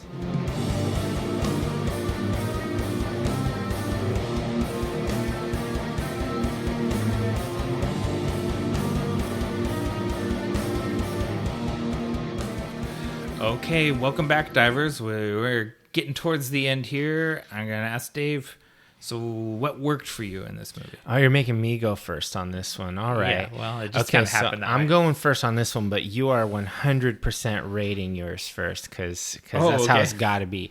Okay, so this is super hard to narrow down because I'm definitely a super fan of all of this stuff. So... I could just say everything, but that's lame. Yeah. So I narrowed it down to 3 things. Okay. That's hard because they're categories. Okay. The first one is the sets. Okay. I think the sets were just amazeballs. They felt powerful and important in every scene. It wasn't just the background. The sets are actually characters in the scene. You cannot have the scene without the place that they're in. You never forget that you're on Caladan or on Arrakis. These sets are they're of extreme importance to every scene, and I just loved them. Yeah, shouts to Patrice Vermette, who is the production designer. Oh my god, so great. And then secondly, the sound design. It's perfect. It's perfect. I love it. Hans Zimmer, it's just so amazing. The music, the sound effects, the way they manipulate volume, they fill space in your mind with sounds. And it's so engaging. It keeps you in the movie. It keeps you drawn in. It makes you part of it. Yeah. I absolutely love the sound design. And then third, the casting. It was just so perfect. I can't think of a single character that I could actively suggest a better person for it. I'd have to do a lot of research if I were to try to improve on any of these castings. I love that the actors really poured a lot of passion into these characters, and it really shows on the screen, and when you watch the interviews afterwards, you can really tell. I'm not going to try to call out every single character that I really love, so I narrowed it down to my top 4. Jason Momoa, he's the best. I love him. Momoa's the man. Dave Bautista, love him. So good. So amazing. Rebecca Ferguson, just top notch. And of course, Timothy Chalamet, so good. I just could not believe it. And it feels really bad to leave off like Stellan Skarsgård, Oscar Isaac, Javier Bardem, Zendaya, etc. So you just squeeze them in. So I just squeeze them in as honorable mentions. But the casting, I just got to say, it was so good. And I'm so glad that Villeneuve was able to get these people. He pursued actors. He would call them before they were even aware of a thing. Like he was pursuing Momoa before any, like there'd even been a call. He's like, hey, I want you to do this thing. And, it was really an activist thing that they did. And so I really like that. So those are the top 3 things that I narrowed down to what I liked. So how about you? What worked for you? So I'm glad that you didn't mention cinematographer, because I think, and I was thinking it was Deakins, who normally is the cinematographer that Denis Villeneuve works with, but it's actually Greg Fraser who was the cinematographer on this, and they made magic together. Like Denis is someone who I know him. I should. Yeah, he's your bro. Monsieur Villeneuve. But he's someone that leans on the cinematographer a lot and uses their input in things to choose how to light the scenes and how what the best angle for the scene is, etc. And this is like the best looking movie I've seen in, I don't know, forever. I was gonna say ever. Yeah, it is an exceptionally shot movie, and that's not just Villeneuve, it's also the cinematographer. Yeah, it takes a village. Yeah, it takes a village for sure. And that's part of, I alluded to it earlier, the kind of 10 points of Villeneuve's philosophy, and one of them is having stronger voices, like working with people that are stronger than you, so that they push you and you have to take their input, and it really shows you're getting the best out of everything because of that philosophy here. And then otherwise, I was going to talk about a Hans Zimmer score. Like you said, the score and the sound design are seamless. Like they merge with each other.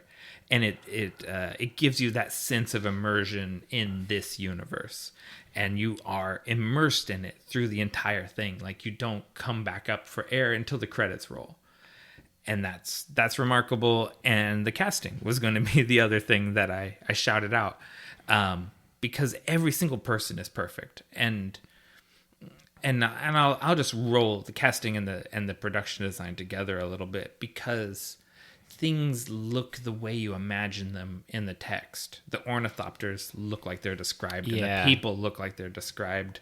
Or if they don't look exactly how they're described, somehow they're more true than what your mind's image was. The places where your mind's image and the image on the screen don't match, you're happy to discard the one from your mind to take the one you're looking at. Yeah, it's like a cleaner, more crisp image. Yeah, and it's like, oh no, that's better. You thought of it better than I thought of it. Yeah. And so, yeah, all of those things. Yeah, so you want me to rate it? What didn't work for you? Oh, I really struggled to come up with what didn't work for me. Okay. The one thing, and this took like racking my brain to get there to this level, is sometimes the sound design oppresses the dialogue to the point where it's obscured and you can't quite make out what people are saying because you're getting bombarded with so much kind of alien sound. Okay. I did hear some people say that they watched it again with subtitles, and that was value add. So that's it. That's my only criticism. Is there was times when I was like, "What'd they say?" And my first viewing could have been more enjoyable if I had not had to go back and watch it again to get that dialogue. Oh. But otherwise, that's my only criticism. What about you? So I also was trying to dig deep here, and the only thing I could really come up with was there are some things that were cut that were not cut from the Lynch version of the movie that were really, really good. I will say that the Villeneuve vision, everything he touched, he made it better. Yeah. But the things he didn't touch, sometimes I missed them. Oh, okay. Like the aforementioned Spacing Guild stuff. I really wanted more space stuff. Dune is not just a feudal oil fantasy. Right. I did want a little more sci-fi in my sci-fi. Okay. And then the stuff on Giedi Prime, I really liked the H.R. Giger concept art for the Giedi Prime stuff in the Lynch version.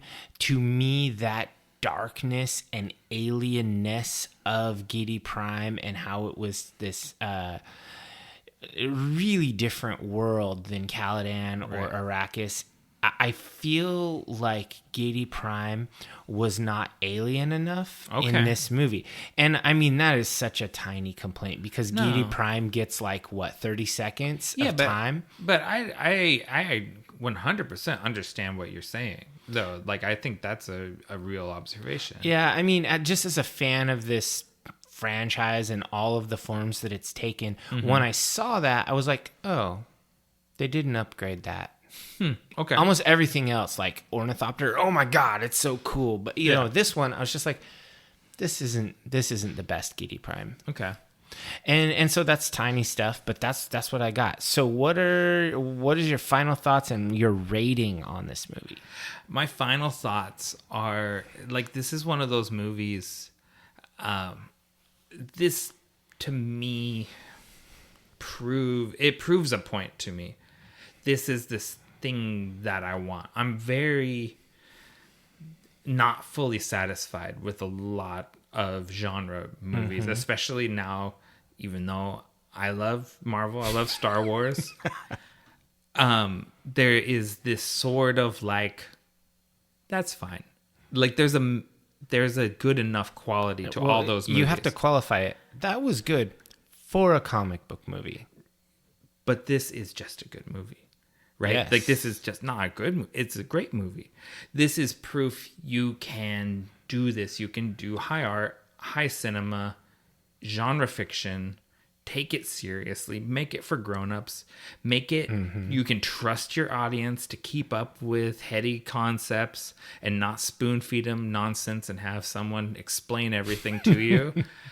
You can do this, and it can be great. So it's a cinco, man. This is 5 stars. What's your first 5? No, it's my second. Your second. Okay. So what was your first one? Evangelion. Oh, okay. So this is I pretty much agree with you, and I think anybody who's watched listen to this podcast, watch the movie, and if you're a listener of this podcast, you got to episode 33 and you know that I'm constantly calling Nick out for thinking things are better than Dune. I'm a super fan, and for all the reasons you mentioned, I also consider this a 5-star movie. This is the strongest 5 possible. If there's 5 and a star, 5 plus. This is instantly one of my favorite movies. Like of all movies. It's just that good. It's not just a great sci-fi movie. It's absolutely beautiful. And there's just something special about the way every character is portrayed that makes you care about every single one of them. It's just hard to say anything more. I can give you some bad news though. The online critics don't agree with us. No, some of them do. Some of them do. The consensus, though, the IMDb rating is an 8.3, which is very high for IMDb. They never love anything there.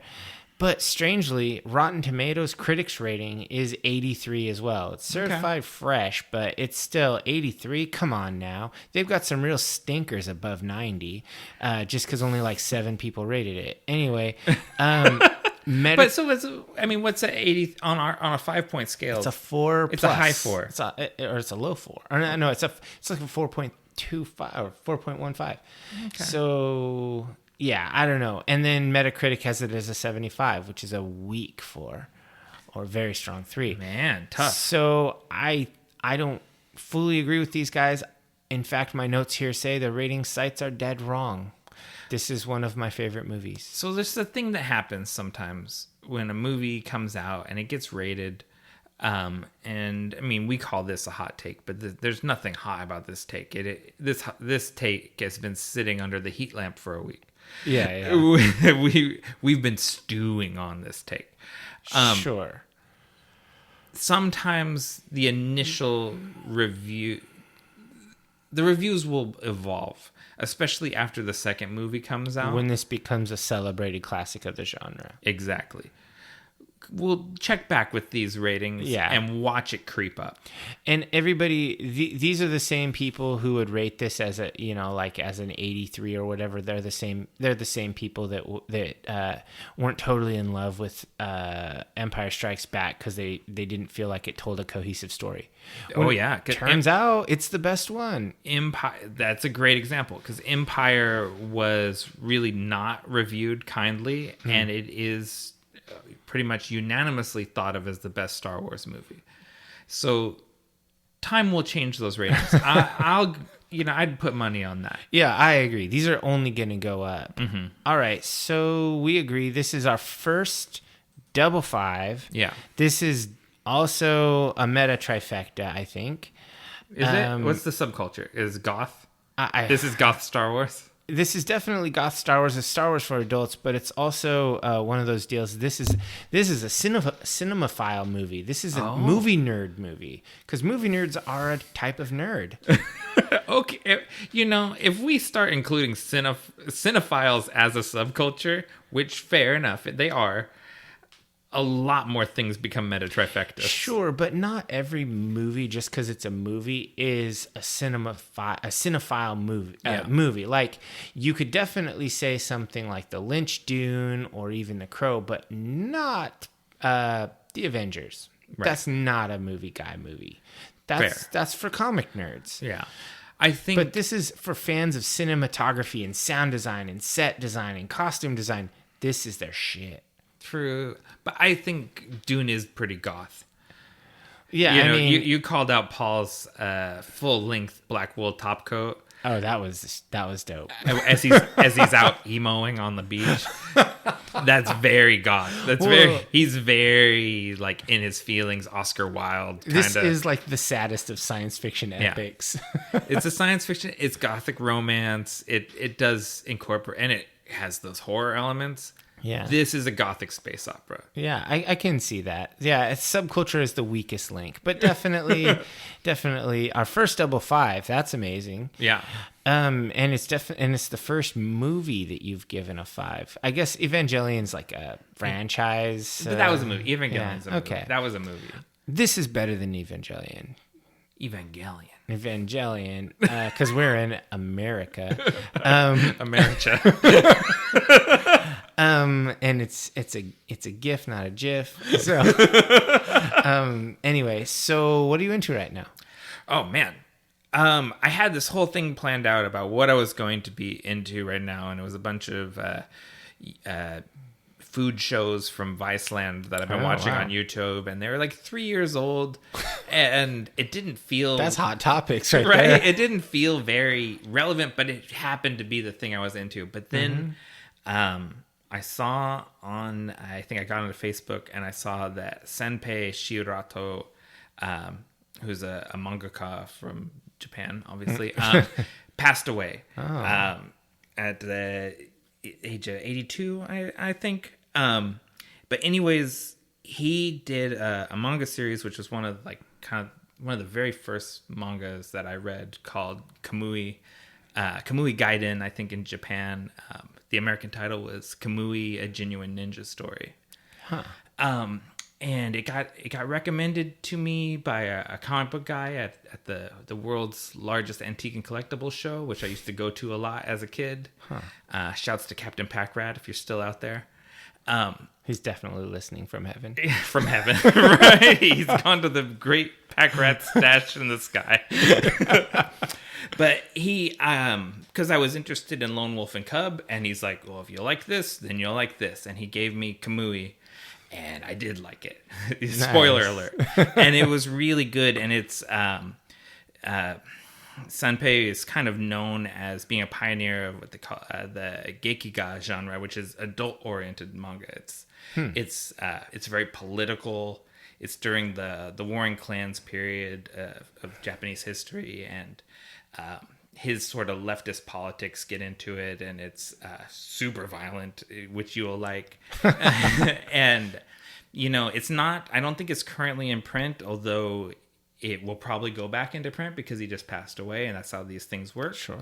But it's very available. I looked on eBay, and you can get the collections at a reasonable price. So I'm into Senpei Shirato, Kamui, A Genuine Ninja Story. It's been adapted into a live-action film that is in print from Manga Entertainment. It's not a great movie, but it's a fun movie. It's a good ninja movie, and I recommend that too. Okay, cool. So that's what I'm into. What are you into right now? I'm into Dungeons and Dragons. Surprise. Surprise! I got to keep everybody updated. I almost feel like it's my duty to cover the newest releases and the newest Critical Role news. So that's what I'm going to do. Oh, hold on. Real quick. I don't know if the divers know this, but D&D books are on sale at Target, and they're 30% off. Oh, man. I almost bought another player's guide because the price was You good. really should. That way Lisa has one. Yeah. Well, so anyways, you can get your D&D books at Target for 30% off. That's a great deal. So I got the newest D&D release called Fizzband's Treasury of Dragons. It's all about dragons. Is that upstairs? Can I just go look at it real quick? You can. It's got all subbreeds of Dragonborn. It has new, more powerful versions of Dragonborn called Draconians. They have all, how like dragons have all the age categories for every type. They introduce all the age types for like dragon turtles. They have, that's my shit. Yeah, they have every kind of Dracoform possible, like griffin-like Dracoforms and all these crazy shits. It's so fucking cool. If you like dragons, and I like dragons, Nick likes dragons too. So I love this book. It's super cool. It's inspiring me to want to run D&D at some point because I'm not right now, but I've been known to run a D&D or two. So yeah, that book is really cool. If you are a Dungeons & Dragons player, get it. If you can get the variant cover, do it. D&D does a thing that's really cool. They put out, Wizards of the Coast put out a variant art cover that's like wall-to-wall art. And it's only available at your friendly local gaming store. Nice. You cannot buy them online. You cannot Amazon it. You can eBay it if you want to pay double. Yeah, but it's not on sale for 30% off at Target Absolutely right now. Not. I went to a local gaming store and I bought it face to face on the release day. Which store? I'm not calling them out because I actually am not going to go back there. Ooh. Yeah, it's a brand new game store on the east side that I wanted to Vancouver or Portland? Vancouver. Okay. I wanted to give them a chance because they're brand new and they're literally the closest one to my house. Okay. So I was like, okay, a place I can just go to get the variant covers. That's the fastest drive. Dude was marking them them up $10 over cover, and they're already more expensive than the regular cover. So I was like, dude, bro, come on. This is like, I could pay $30 for this book on Amazon and get the regular cover, or I could pay $50 at my local gaming store to get the variant cover, but you're making me pay $60, literally double the Amazon price. You are scum. Ooh. So I'm not going back there. I'm not calling him out. I will recommend, if you are in the Portland metro area, that you go to Guardian Games, Mox Boarding House, Fate and Fury in Vancouver, or Dice Age in Vancouver. All 4 gaming stores which have treated me great over the years, and I should not have swayed or strayed from the path of the righteous and gone to the closer place. I can drive another 7 minutes and go to the place that has treated me right. So I learned my lesson. I did pay the dollars because I called and asked him to set it aside so I wouldn't not get the variant cover because it sold out too fast, and he did. And then I would have felt like a dick not buying it because I have more honor than he does. Yeah. No, you did the right thing, and I think that is that you paid the price, and it's the final $10 he gets from you. I gained the knowledge. He could have had a customer for ever, but nope. $10, he just bought himself my absence. So anyway, the other thing is the Critical Role Campaign 3 just started last week. By the time the divers hear this, there will be one more episode out, so 2 episodes will be out. It is a brand new campaign with new characters in a campaign or in a continent of Exandria that hasn't really been the main focus of anywhere. It's called Marquette. It's this really cool, diverse land with like deserts and jungles and things. If you guys remember me talking about the miniseries that happened over the summer, Exandria Unlimited, 3 of the characters from that series actually hopped into this new series. Oh, wow. Yeah. So they started at 3rd level in this series, and everyone is playing these really cool characters. There's a couple I'm not super excited about yet, but there's a couple of players that really surprised me because their characters in past campaigns have been kind of milquetoast, in my opinion. Like, for example, Marisha Ray. She's the one of the creative. I think her title is creative director at Critical Role. Her last character I did not like, and the one before in campaign 1 I thought was just kind of basic. This new character, she's playing like an undead god. She's an undead warlock to the undead patron, and she's like a friendly scary goth who doesn't realize that she's scary as fuck, so she tries to be nice. It's this really fun, interesting dynamic. I like the character a lot. There's a really cool Warforged cleric played by Sam, who is just the quirkiest ass little automaton thing. That's a character I never even would have conceived of playing a character like that. So I just want to call those 2 people out for having really fun characters. But yeah, if you have heard me gush about Critical Role and you've not been sure if you want to start up, campaign 3 just began. It's a good onboarding point, and they're doing it only 3 episodes a month this time as opposed to 4. So the last Thursday of every month they'll do for some sort of alternate content, a one-shot, etc. So it'll be easier to keep up with these episodes, and people can stay on top of things and not fall behind, because they are long episodes. So 3-hour episodes a month. Hopefully that's not too much. If you're a podcast listener and you're already at 3.5 hours, you can handle it. Have we talked about the Critical Role animated series at all? The Legend of Vox Machina? Yeah. I don't know if I've talked about it big time. It's coming out in February. I'm definitely going to talk about it excitedly by then. It's on Amazon Prime. And it's guaranteed for 2 seasons at least, but it looks amazing. Yeah, it looks really good. I watched the title animation, which I think it's been out for a while, but one of the New York Comic Con was recently, and they had a panel and they showed it, and so it kind of did the rounds on YouTube again. Yeah, and then they did like a live table read set to the animation, like a tavern scene thing. Yeah, and I thought that it looked really good. It looks like really tight. animation kind of like in that almost anime style, like Young Justice or the new Masters of the It's Universe. done by Titmouse Studios, and they're known for quality. Yeah. They do good shit. And so that anime-inspired vibe, that's intentional. Yeah. I love Venture Brothers. I'm on record about that. So Titmouse is my shit. Yeah, like all of the people on Critical Role are voice actors, and most of them got their start in voice acting through anime dubs.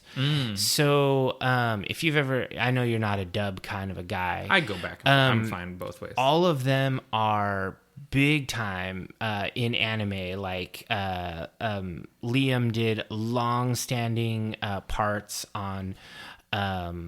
oh man, I'm even blanking on the names. Yeah, I can't remember the names, but basically all of the Critical Role people have deep roots in anime, so that style is intentional. Okay, cool. So yeah, check out the new campaign of Critical Role, and if you're a dragon fan, get Fizzband's Treasury of Dragons. All right, you ready? Give them the call to action. All right, subscribe to us on your favorite podcatcher and rate us generously. A 5-star review costs you nothing, but means everything to us. New episodes of Nick and Dave Deep Dive the Metaverse come out the 1st and 15th of every month, and you can find us on all social media platforms across the Metaverse as Deep Dive the Meta. We are on Facebook because you are. We don't want to be there. We're on Instagram because we actually like it, but we're on Pinterest because I'm stubborn and I like our Pinterest boards. Me too. Well, I guess this is really goodbye. Don't say goodbye. Say good journey.